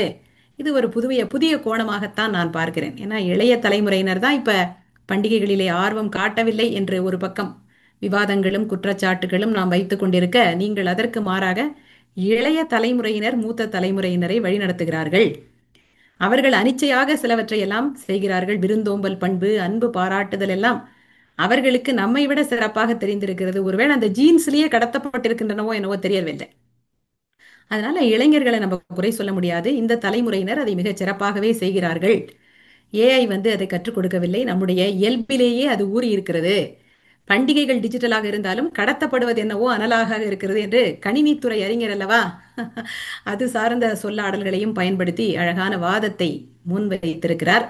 இதை எதிர்கொள்ளவும் அணியினுடைய நிறைவு பேச்சாளராக அரங்கு ஏறுவதற்கும் வருகிறார். கரைந்து போகச் செய்கின்றன அணியைச் சேர்ந்த திருமிகு உண்ணாமலை சுப்பையா. இவர் வசிப்பது டெக்சாஸ் மாகாணத்தில் இர்விங் ஊரிலே வசிக்கிறார். சொந்த ஊர் காரைக்குடி. டிஜிட்டல் டிரான்ஸ்ஃபர்மேஷன் சூப்பர்வைசராக டேலஸில் உள்ள FHLB வங்கியில் பணியாற்றி வருகிறார். தமிழிலும் பெயிண்டிங் போன்ற கலைகளிலும் மிகுந்த ஆர்வமுடையவர். வாங்க பேசலாம், பொன்னியின் செல்வன், உண்ணாவின் குரலில் போன்ற பல நிகழ்ச்சிகளை MTS இணைய வானொலியில் வழங்கி வருபவர். பல பட்டிமன்றங்களிலே பேசிய அனுபவம் உடையவர் உண்ணா. வாங்க உண்ணா, உங்களுடைய கருத்துக்களை அழுத்தம் திருத்தமாக எடுத்து வையுங்கள். நன்றி மேடம். தாய்மொழியாம் தமிழை நேசிக்கும் உலகெங்கும் உள்ள அனைத்து தமிழ் உள்ளங்களுக்கு என் தீபாவளி வாழ்த்துக்கள். நடுவர் அவர்களுக்கும் இங்கு இந்த பட்டிமன்றத்தில் இணைந்திருக்கும் அனைத்து நட்சத்திர பேச்சாளர்களுக்கும் என் தீபாவளி வாழ்த்துக்கள் கூறி என் உரையை தொடங்குகின்றேன். நடுவர் அவர்களே, நீங்க சித்திரையில இருந்து பங்குனி வரைக்கும் ஒரு மாசமும் எத்தனை விசேஷங்கள் இருக்கு, அதோட மகிமை என்னன்னு ரொம்ப அழகா பட்டியல் போட்டு சொன்னீங்க. முதல்ல ஒரே ஒரு கேள்வி, நம்மள அடுத்த தலைமுறைக்கு, இங்க உள்ள நம்ம ஜெனரேஷனே நம்ம பேசல, அடுத்த தலைமுறையினருக்கு எத்தனை பேருக்கு இந்த தீபாவளி, பொங்கல், நவராத்திரி, தமிழ் நியூ இயர் தவிர தெரியும்? கேள்விக்குறி. எத்தனை தெரியும்? இந்த அழகா சொன்னீங்க, மார்கழி மாதம் பாவை நோன்பு. அந்த பாவை நோன்புல கூடார வெள்ளின்னு ஒண்ணு வருது. எத்தனை பேருக்கு தெரியும்? இந்த ஒரு கேள்வி எனக்கு, ஒரு பானைக்கு ஒரு சோறு தான் பார்த்தோம். இந்த ஒரு கேள்வி போதாதா அடுத்த ஜெனரேஷனுக்கு நம்ம கடத்துகின்ற மல்ல கரைந்து செல்கின்றவனவான? சும்மா அந்த வெறும் தீபாவளி பொங்கலையும் வச்சுட்டு பண்ண அடுத்த தலைமுறைக்கு நாங்க கொண்டு போய் சேர்த்துட்டோம். என்னத்தை கொண்டு போய் சேர்த்துட்டோம்? யோசிச்சு பார்க்க வேண்டிய விஷயம். அடுத்தது ஸ்ரீவித்யா பேசினாங்க. அவங்க பேசினாங்க 10 கை சேர்ந்து செஞ்ச பலகாரம் இன்னைக்கு காலகட்டத்துல 2 கை சேர்ந்து செய்யுது. தலைப்பை கொஞ்சம் திருப்பி போய் படிக்க சொல்லுங்க. நான் அதையே கிங்ஸ்லிக்கும் சொல்லணும்னு நினைக்கிறேன். 2 பேருமே என்ன மறந்துட்டாங்கன்னா, அந்த தலைப்புல அடுத்த தலைமுறையினருக்கு தான் இன்றைய பட்டிமன்றத்தோட விவாதமே. நாம செய்யறோமோன்றது கிடையாது, நாம செய்யறோம். ஏன்னா நம்ம வளர்ந்தது நம்ம ஊர்ல, நம்ம இங்க வந்துட்டோம். அதனால நம்ம அந்த கலாச்சாரத்தை விட முடியல, நம்ம இன்னும் பின்பற்றிக்கிட்டு இருக்கோம். அடுத்த தலைமுறையினர் செய்யறாங்களான்றதுதான் கொஸ்டின். நானே எடுத்துக்கிறேன். இப்ப எங்க வீட்டுல என் மாமியார் வீட்லயும் சரி, எங்க அம்மா வீட்லயும் சரி, பொங்கல் வைப்பாங்க. அடுத்த நாள் மாட்டு பொங்கல் வைப்பாங்க. நான் கல்யாணம் ஆகி வந்ததுல இருந்து ஒரு நாள் கூட மாட்டு பொங்கல் வச்சது கிடையாது. ஏன்னா எனக்கு பொங்கல் அன்னைக்கு பொங்கல் வைப்போம், அதோட முடிஞ்சது. அடுத்த நாள் ஆஃபீஸ் இருக்கும். அது இங்க வந்ததுக்கு அப்புறம் சுத்தமா பண்றது கிடையாது. என் ஜென்ரேஷன், நம்ம ஜென்ரேஷன்ல நானே விட்டுட்டேன் போது அடுத்த ஜெனரேஷனுக்கு அது எப்படி போகும்னு நினைக்கிறாங்க. பாட்லக்க பத்தி சொன்னாங்க. அது வந்து செலிப்ரேஷன் கிடையாதுங்க, அது ஒரு பார்ட்டி. நம்ம அதை தெரிஞ்சுக்கணும். ஓகேயா? அப்புறம் 1000 வாழ்த்து மெசேஜஸ், 1000 வாழ்த்து மெசேஜ் வந்தாலும் ஒரு வாழ்த்து மெசேஜ் நமக்கு நெருக்கமானவங்க கிட்ட இருந்து வந்துச்சுன்னா அது இல்ல நமக்கு உண்மையான அன்பு. என்னங்க, வாட்ஸ்அப்ல ஃபார்வர்ட் மெசேஜஸ் போடுறவங்க ஒரு ஃபோன் பண்ணி பேச முடியுமா? முடியுது. இன்னைக்கு இருக்க காலத்துல ஃபோன் பண்ணி பேச முடியும். ஆனா எத்தனை பேர் பண்ணி பேசுறாங்க? சும்மா ஒரு குரூப்ல ஃபார்வர்டட் மெசேஜ போட்டுட்டு 1000 மெசேஜ் வந்துச்சு, லட்சம் மெசேஜ் வந்துச்சுன்னு சொல்றதுல எந்த ஒரு அர்த்தமும் கிடையாது. சுமித்ராவும் வந்து கிட்டத்தட்ட அதே மாதிரி தான் சொன்னாங்க. அதான் எல்லாருமே வந்து நம்ம வாழ்க்கைக்குள்ள வந்து அந்த தாக்கத்தை ஏற்படுத்தியிருக்கு. ஆனா அடுத்த ஜெனரேஷனுக்கு கொண்டு போக முடியுமான்றத மறந்துட்டாங்க. அதுக்கப்புறம் வந்து கிங்ஸ்லிக்கு நான் ஏற்கனவே சொன்ன தலைப்பை மறந்துட்டாங்கன்னு. இந்த ஒத்த நிறம் எல்லாரும் ஒரே மாதிரி சாரி கட்டி ட்ரெஸ் போட்டு போட்டோ எடுக்கிறது ஒரு மகிழ்ச்சியை கொடுக்கும்னாங்களே. ஏங்க, ஒரே மாதிரி போட்டாதான் மகிழ்ச்சியை கொடுக்குமா? அப்போ இந்த ஆடையும் இந்த ஆடையோட நிறம் தான் நம்மளை நிர்ணயிக்குதா? நம்மளோட சந்தோஷத்தை அதை தான் நிர்ணயிக்குதா? சொல்லுங்க. இந்த போட்டோவை எடுத்து பார்த்தாதான் உங்களுக்கு மெமரிஸ் வருமா? ஏன் மற்ற ட்ரெஸ்ல இருந்தா, விதவிதமான ஆடைகள்ல இருந்தா மெமரிஸ் வராதா? அதுக்கப்புறம் வந்து இன்னொன்னு என்ன சொன்னாங்கன்னா, இந்த பண்டிகைகள் வந்து நமக்கு விருந்தோம்பல், ஷேரிங் இதெல்லாம் சொல்லி கொடுக்குதுன்னாங்க. இதுல ஒரு முக்கியமான விஷயத்த மறந்துடுறேன். இந்த பண்டிகைகள் வந்து விருந்தோம்பல், ஷேரிங், ஹெல்பிங் டெண்டன்சி எல்லாம் சொல்லி கொடுக்க கூடாது. ஒரு பேரண்டா நம்ம வந்து டே டு டே லைஃப்ல இந்த பிள்ளைங்களுக்கு சொல்லி கொடுத்துருக்கணும். பண்டிகைகள் வந்து அதை இன்னும் வந்து அடுத்த லெவலுக்கு கொண்டு போகணே தவிர, நான் பண்டிகைகளை வச்சுதான் நாங்க இந்த ஷேரிங்கோட ஷேரிங்கு, இந்த விருந்தோம்பல் இதை சொல்லி கொடுப்போம்னா அது ரொம்ப ரொம்ப தவறான கருத்து. ஆக்சுவலா ஒரு விருந்தோம்பல்ன்றது தமிழனுடைய ஸ்பெஷலே வந்து விருந்தோம்பல் தான். அது பண்டிகையை சார்ந்து வரக்கூடாது, தினசரி வரணும். அதுதாங்க முக்கியமான கருத்து. அது இன்னைக்கு இருக்க காலகட்டத்துல இங்க நம்ம இந்த நாட்டுல இருக்கவங்களா இருக்கட்டும், இல்ல நம்ம தாய்நாட்டுல இருக்கவங்களா இருக்கட்டும், நான் ஒரு எக்ஸாம்பிள் கொடுக்குறேன். இப்போ ஊர்ல ஒரு கல்யாணம் நடக்குது அப்படின்னா என்ன பண்ணுவாங்கன்னா, பிள்ளைக்கு ஸ்கூல் இருக்குன்னு ஒரு பேரண்ட் தான் போவாங்க. ஒரு பேரண்ட் வீட்ல குழந்தையோட இருப்பாங்க. ஏன்னா ஸ்கூல் லீவு போட்டு போக முடியாதுன்னு. அப்ப அந்த ஃபங்க்ஷன் அட்டன் பண்ணுங்க என்ன சொல்லுவாங்க, நம்ம வீட்டுக்கு அவங்கல இருந்து ஒருத்தவங்க தான் வந்தாங்க, நம்ம ஏன் திருப்பி அவங்க வீட்டு விசேஷத்துக்கு 2 பேர் போகணும், ஒரு ஆள் போகும். இது நிதர்சனமான உண்மை. இல்லைன்னு நீங்க யாராவது அடிச்சு சொல்ல முடியுமா? நம்ம வந்து சில விஷயங்கள் பேசணுன்றதுக்காக பேசக்கூடாது. இன்னைக்கு இருக்க சூழல்ல உண்மை என்னன்றதை தான் நம்ம பார்த்து பேசணும். அதாவது அஹ், ஒரு காலத்துல பண்டிகை அப்படின்னா வீடு முழுக்க வாசம், உணவு முழுக்க பாசம் இருந்தது. ஆனா இன்னைக்கு இன்ஸ்டாகிராம்ல போட்டோ எடுத்து ஃபெஸ்டிவல் வைப்ஸ், ஃபேஸ்புக்ல happy Deepavali from me and my family to all of you, இந்த மெசேஜஸ் தான் பறக்குது. இதுவா இன்னைக்கு உள்ள பண்டிகையோட சிறப்பு? இதுவா நம்ம அடுத்த ஜெனரேஷனுக்கு கொண்டு போய் சேர்க்கிறோம்? ரெண்டாவது, இன்னைக்குள்ள பண்டிகை அப்படின்னு பாத்தீங்கன்னா கிட்டத்தட்ட அது ஒரு வணிகமா தான் நான் பாக்குறேன். இந்த பண்டிகை டைம்ல ஃபெஸ்டிவல் ஆஃபர்ஸ், எத்தனை குழந்தைங்களுக்கு பண்டிகையோட சிறப்பு தெரியுது? ஆனா எல்லா குழந்தைங்களும் பாருங்க, ஓ அந்த ஆஃபர் இருக்கு, இந்த ஆஃபர் இருக்கு, can you buy me this, there's a deal going on, இதுதான் பிள்ளைங்களுக்கு தெரிஞ்சிருக்கு. ஆக நமக்கு வந்து அந்த பண்டிகையோட சிறப்பை மறந்து போய் பண்டிகைகள்னாலே வந்து ஒரு ஃபெஸ்டிவல், ஒரு என்ன சொல்றது, ஒரு வணிகத்துக்கு விற்பனை சீசன், டிஸ்கவுண்ட்ஸ் அந்த மாதிரி ஆயிடுச்சு. இதுல வந்து இப்ப பண்டிகையில ஒரு ஒரு பண்டிகைக்கும் ஒரு ஒரு ஒரு ஒரு என்ன சொல்றது, ஒரு ஒரு இது இருக்கு. ஏன் இந்த பண்டிகை கொண்டாடுறோம் அப்படின்ற சிறப்பு இருக்கு. எந்த பிள்ளைக்காவது இந்த பண்டிகை ஏன் கொண்டாடுறோம்ன்ற சிறப்பு தெரியுமா? ஒண்ணும் இல்ல. பொங்கல். பொங்கல் இப்ப எங்க பக்கம் வந்து பொங்கல் வைக்கணும் அப்படின்னா ப்ரெஷர் குக்கர்ல பொங்கல் வைக்கிறது இல்லைங்க எங்க பக்கம். பொங்கல் இன்னைக்கு வரைக்கும் பொங்கலை பால் பொங்கி அதுல சக்கரை பொங்கல், வெண்பொங்கல் பொங்கி விளக்கு சட்டி எடுக்கிறதுன்னு சொல்லுவாங்க. சாமிக்கு 3 இலை போட்டு ஒரு இலையில வெறும் வெண்பொங்கல் மட்டும்தான் வைக்கணும், ஒரு இலையில 3 சக்கரை பொங்கல் வைக்கணும், அதுக்குன்னு இத்தனை வகையான சமையல் பண்ணணும், இந்த காய்கறி போட்டு இத்தனை வகையான சமையல் பண்ணணும். அப்படி பண்ணி அந்த விளக்கு சட்டி குடும்பமா சேர்ந்து விளக்கு சட்டி எடுத்து சாமி முன்னாடி கொண்டாந்து வைக்கணும்ன்ற பழக்கம் இருக்கு. ஏன் பொண்ணு பண்ணுமான்னு கேட்டாலே எனக்கு தெரியாது. சாமி கும்பிடுறதே வந்து இந்த பிள்ளைங்களுக்கு வந்து என்னன்னா, அது வந்து நம்ம ஒரு பேரண்ட்ஸ் போஸ்ட் பண்ணி தான் வர மாதிரி இருக்கு. ஒரு பர்த்டேன்னு எடுத்துக்கோங்க. ஒரு குழந்தையோட பர்த்டே இருக்கு, அந்த குழந்தை சொல்லும், இன்னைக்கு இந்த ரெஸ்டாரண்ட், இன்னைக்கு என் birthday, can we go to this restaurant சொல்ற குழந்தை. எந்த குழந்தையாவது இன்னைக்கு எங்க பர்த்டே இந்த கோயிலுக்கு போலான்னு சொல்லியிருக்கா? ஒரு சாமி கும்பிடுறதே வந்து அந்த பிள்ளைங்களுக்கு அதோட மகிமை என்ன, மகத்துவம் என்ன, ஏன் கும்பிடுறோம், அப்படின்னு தெரியலன்னும் போது இதுக்கப்புறம் நம்ம எப்படி வந்து பண்டிகைகள் வந்து அடுத்த தலைமுறையினருக்கு நம்ம பாரம்பரியத்தை கொண்டு போய் சேர்க்குதுன்னு சொல்ல முடியும்? நான் கவுண்டர் கொடுத்து இப்பதான் என் பேச்சே ஆரம்பிச்சேன், அதுக்குள்ள வந்து டைமரை போட்டுட்டாங்க. ஒரு நிமிஷம் கொடுங்க, நான் என்னோட கருத்தை முடிச்சுக்கிறேன். ரெண்டாவது, இன்னைக்கு இருக்க அதாவது இப்ப அந்த காலத்துல எல்லாம் வந்து தலைமுடியை விரிச்சு போடாது அப்படின்வாங்க.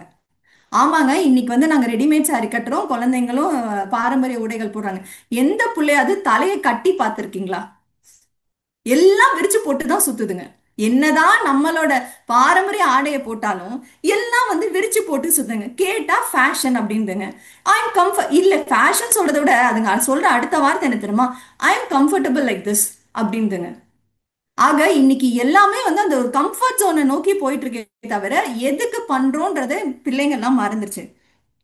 ஆக இன்னைக்கு உள்ள பாரம்பரியத்துல, இன்னைக்கு உள்ள பண்டிகைகளை நம்மளாம் என்ன பண்றோம்னா, நான் வந்து பண்டிகைக்கு இதை பண்ணேன் அதை பண்ணேன், போட்டோஸ் போடுறது, ரீல்ஸ் போடுறது, வாட்ஸ்அப் ஸ்டேட்டஸ் போடுறது, இதை தான் பண்றோமே தவிர ஒரு குடும்பமா அந்த பண்டிகையோட மகத்துவம் என்ன, இம்பார்ட்டன்ஸ் என்னன்னு சொல்லி கொடுத்து நம்ம பண்ணல, நம்ம பண்ண தவறிட்டோம். அதுதான் நிதர்சனமான உண்மை. அதுவும் நம்ம எல்லாம் இங்கே நம்ம தாய்நாட்டுல இருந்து புலம்பெயர்ந்து வந்து அந்த பாரம்பரியத்தை வந்து கொஞ்சம் கொஞ்சமா விட்டுட்டு இருக்கோம். நம்ம இன்னைக்கு எப்படி ரொம்ப, நீங்க எல்லாம் சொல்றீங்க நாங்க கலை நிகழ்ச்சி எல்லாம் பண்றோம். எப்படி கலை நிகழ்ச்சிங்க? தமிழ்ச்சங்கங்கள்லாம் சேர்ந்து ஆர்கனைஸ் பண்றாங்க, அதுல போய் பார்ட்டிசிபேட் பண்றாங்க. ஒரு வீட்டுல தீபாவளிக்கு விளக்கு ஏத்துறது, என்ன விளக்கு ஏத்துறது எத்தனை பேரு? எல்இடி லைட்ஸ் போடுறது எத்தனை பேர் சொல்லுங்க? ஆக இன்னைக்கு நாமளே வந்து அந்த பாரம்பரியத்தை கொஞ்சம் கொஞ்சமா இன்னைக்கு இருக்க காலகட்டத்துக்கு மாத்திக்கிட்டு வரோம். நாமளே மாத்திக்கிட்டு வரும்போது நம்ம அடுத்த தலைமுறையினருக்கு எத்தனை பர்சன்ட் போகுன்றது தான் பார்க்கணும்.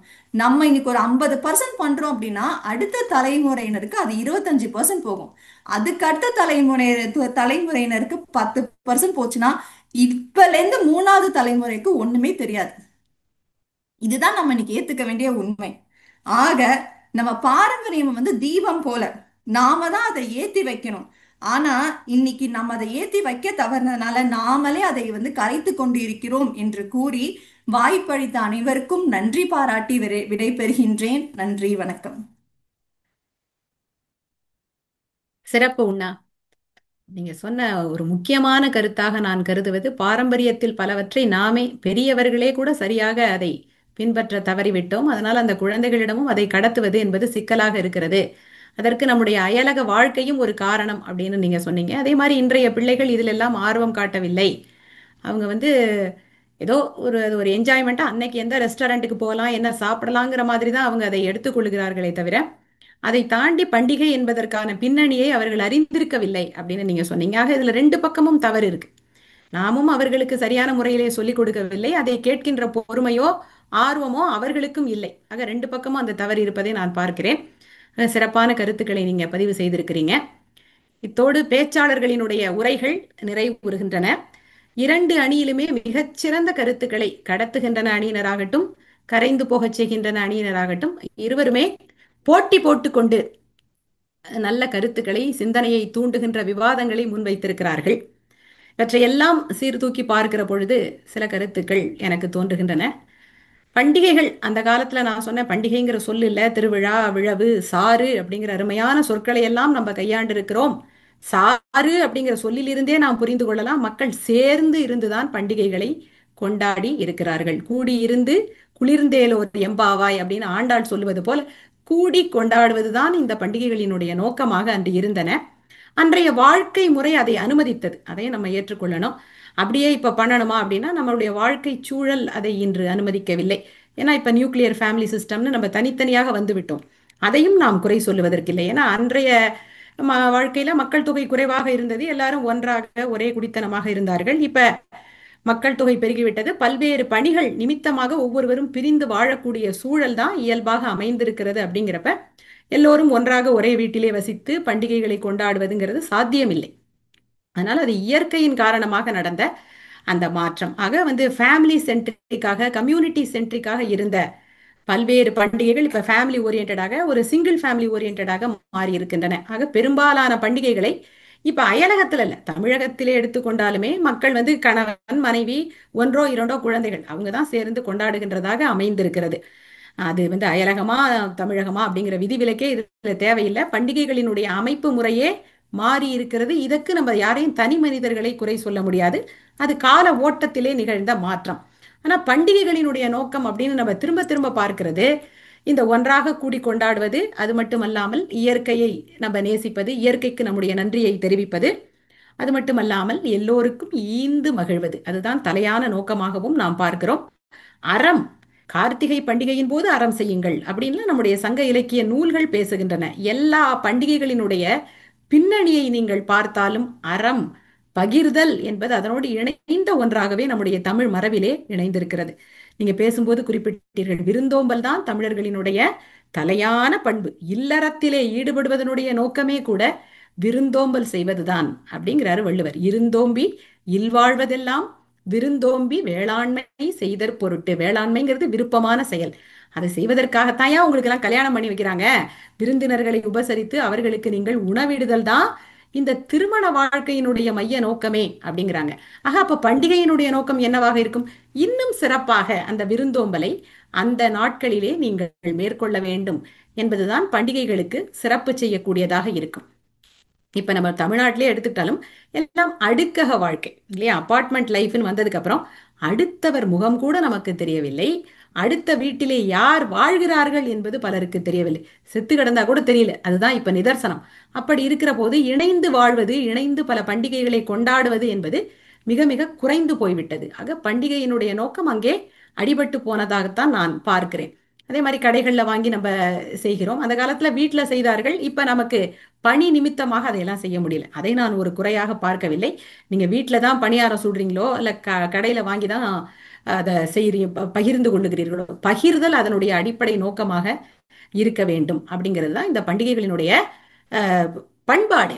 ஆனா இப்ப நம்ம என்ன செய்கிறோம் அப்படின்னா, நம்ம சின்ன குடும்பம், நம்ம வீட்டுல சுடுறதா இருந்தாலும் கடையில வாங்குறதா இருந்தாலும் அது எல்லாத்தையும் போட்டோ எடுத்து இப்ப நீங்க சொன்ன மாதிரி தான் எல்லாத்தையும் நம்ம ஷேரிங்கிறது இப்ப அடுத்த பக்கத்து வீட்டினரோடு இல்லை, அக்கம் பக்கத்தவரோடு ஷேரிங் செய்தது போய் இப்ப சோசியல் மீடியால தான் நம்ம எல்லாவற்றையும் ஷேர் செய்கிறோம். இதை பாருங்க, தீபாவளிக்கு வாங்கின புது துணி, இது பாருங்க தீபாவளிக்கு இதுதான் நாங்க வாங்கின பணியாரம் அல்லது செய்தது அப்படின்னு எல்லாத்தையும் நம்ம வந்து சோசியல் மீடியால ஷேர் செய்கிறோமே தவிர அக்கம் பக்கத்தவரோடு ஷேர் செய்வது என்பது மிகவும் குறைந்து விட்டது.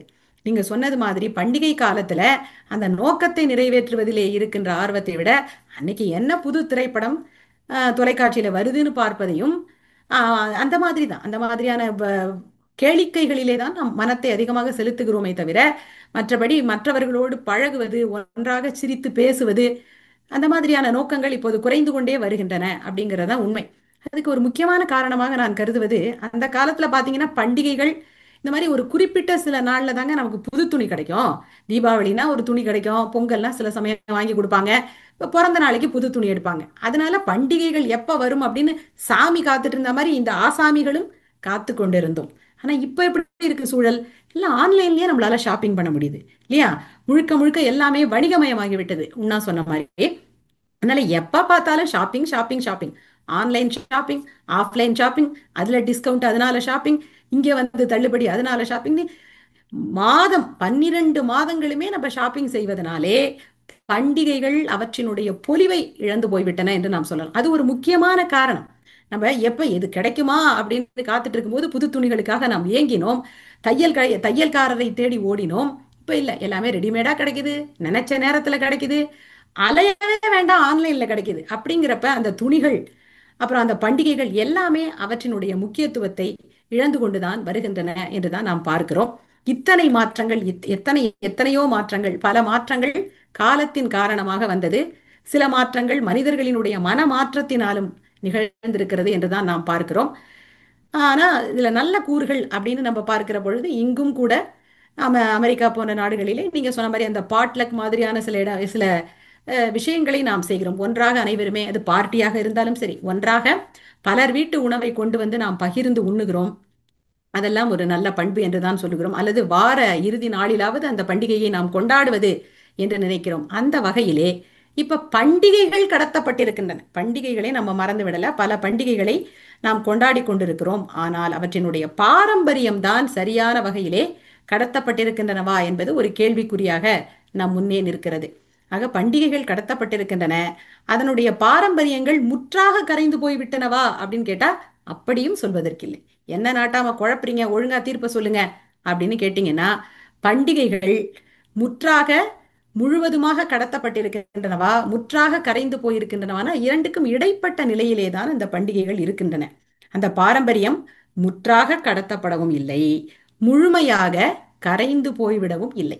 என்ன சொல்லலாம் அப்படின்னா, இட் இஸ் டைல்யூட்டட்னு நம்ம சொல்லலாம். அது நீர்த்து போயிருக்கிறது. அந்த சாறு, அந்த திக்னஸ் இப்ப இல்லை. அதிலிருந்து கொஞ்சம் நீர்த்து போயிருக்கிறது. கால ஓட்டத்திற்கு ஏற்ற வகையிலே டிரான்ஸ்ஃபார்ம்டு, அதனுடைய மாற்றம் வடிவத்திலும் அந்த நோக்கத்திலும் சில மாற்றங்களையும் நாம் காண முடிகிறது. இவற்றை முழுக்க முழுக்க மக்களினுடைய தவறு என்று நாம் சொல்ல முடியாது. நம்முடைய வாழ்வியல் சூழலும் அதிலே பெரும் பங்கு வகிக்கிறது என்பதை நாம் மறுத்துவிட முடியாது. ஆக தீர்ப்பாக நான் சொல்ல விரும்புவது, பாரம்பரியங்கள் முற்றாக கடத்தப்படவில்லை, அதே சமயம் முழுவதுமாக கரைந்து போய்விடவும் இல்லை. அவை காலத்திற்கு ஏற்ப சில புதிய வடிவங்களை கொண்டிருக்கின்றன, சற்றே நீர்த்து போயிருக்கின்றன என்றுதான் நான் கருதுகிறேன். இதை நம்ம சரி பண்ண முடியாதா அப்படிங்கிற ஒரு வினாவும் நமக்கு எழுகிறது. இது சரி பண்ண முடியாததுன்னு வாழ்க்கையில எதுவுமே கிடையாது. அது திரும்பவும் நம்ம கிராமங்கள்ல போய் ஆடு மாடுகளை வளர்த்து அந்த வாழ்க்கைக்கு திரும்ப முடியுமா என்றால் அது சாத்தியம் இல்லாத ஒன்று. சிலர் மட்டுமே செய்ய முடியும். எல்லாரும் கிராமத்துக்கு போயிட்டோம்னா மற்ற தொழில்கள் செய்வதற்கு ஆட்கள் இருக்க மாட்டார்கள். ஆனால் நான் ஏற்கனவே சொன்னது போல பண்டிகைகளினுடைய நோக்கம் என்பது சமூக நல்லிணக்கம், பாரம்பரியத்தை, பண்பாட்டை பாதுகாப்பது, எல்லோருக்கும் ஈந்து மகிழ்வது. இதை நீங்க எந்த இடத்திலிருந்து வேண்டுமானாலும் செய்யலாம். அடுக்ககத்திலே இருந்தாலும் கூட அடுத்தவர் முகத்தை பார்க்க மாட்டேன் அப்படின்னு போகாம எல்லோரோடும் சிரித்து சகஜமாக பழகலாம். இந்த மாதிரி நாள் கிழமைகள்ல எல்லாரும் ஒன்றாக சேர்ந்து அந்த பண்டிகைகளை கொண்டாடலாம். உங்க வீட்டுல நீங்க செஞ்சது, அவங்க வீட்டுல அவங்க செஞ்சது, எல்லாவற்றையும் ஒன்றாக கொண்டு வந்து வைத்து நாம் பகிர்ந்து உண்ணலாம்.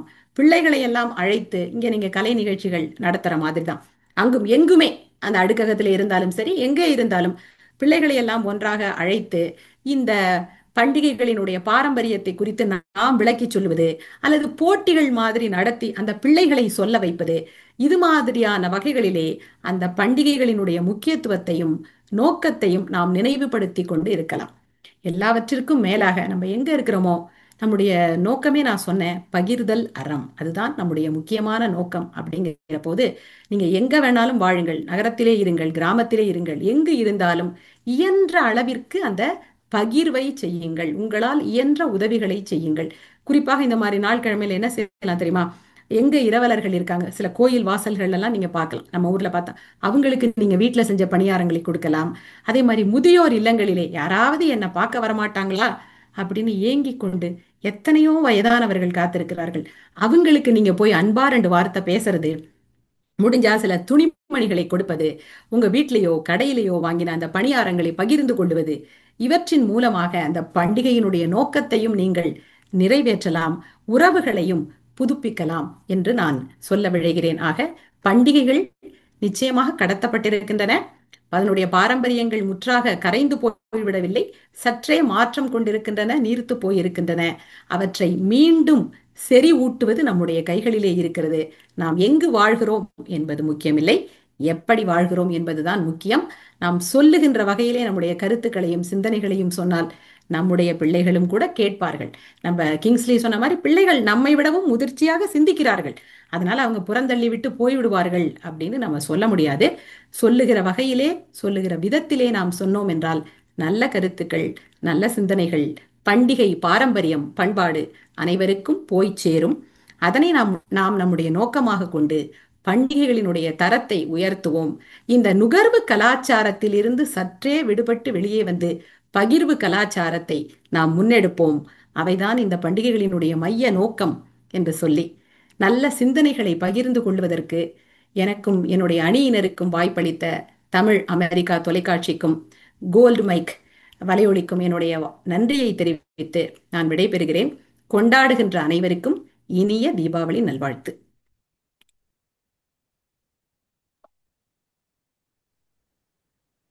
என்ன ஒரு சிறப்பான பட்டிமன்றத்தை காண நமக்கு வாய்ப்பு கிடைத்தது.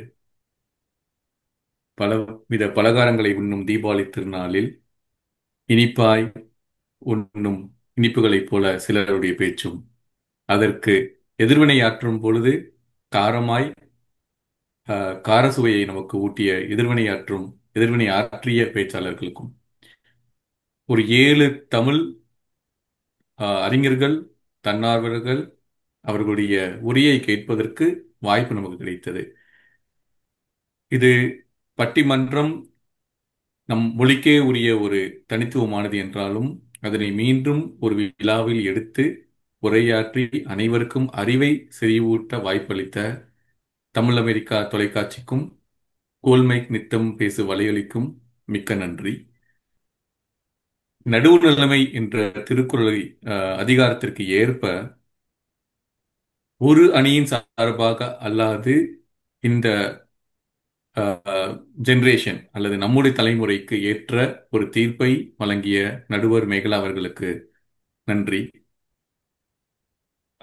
நடுவுநிலைமையாய் பேசிய அனைத்து பேச்சாளர்களுக்கும், மேலும் பகிர்ந்துண்ணல் அப்படிங்கிற அந்த முக்கியமான ஒரு ஆஸ்பெக்ட ஒவ்வொரு உடைய பேச்சிலையும் கேட்க முடிஞ்சது. அதுதான் விழாவின் சிறப்பு அப்படின்னு ஒவ்வொருத்தருமே பறைசாற்றினீங்க. அது ரொம்ப முக்கியமான ஒரு விஷயமா இருந்தது.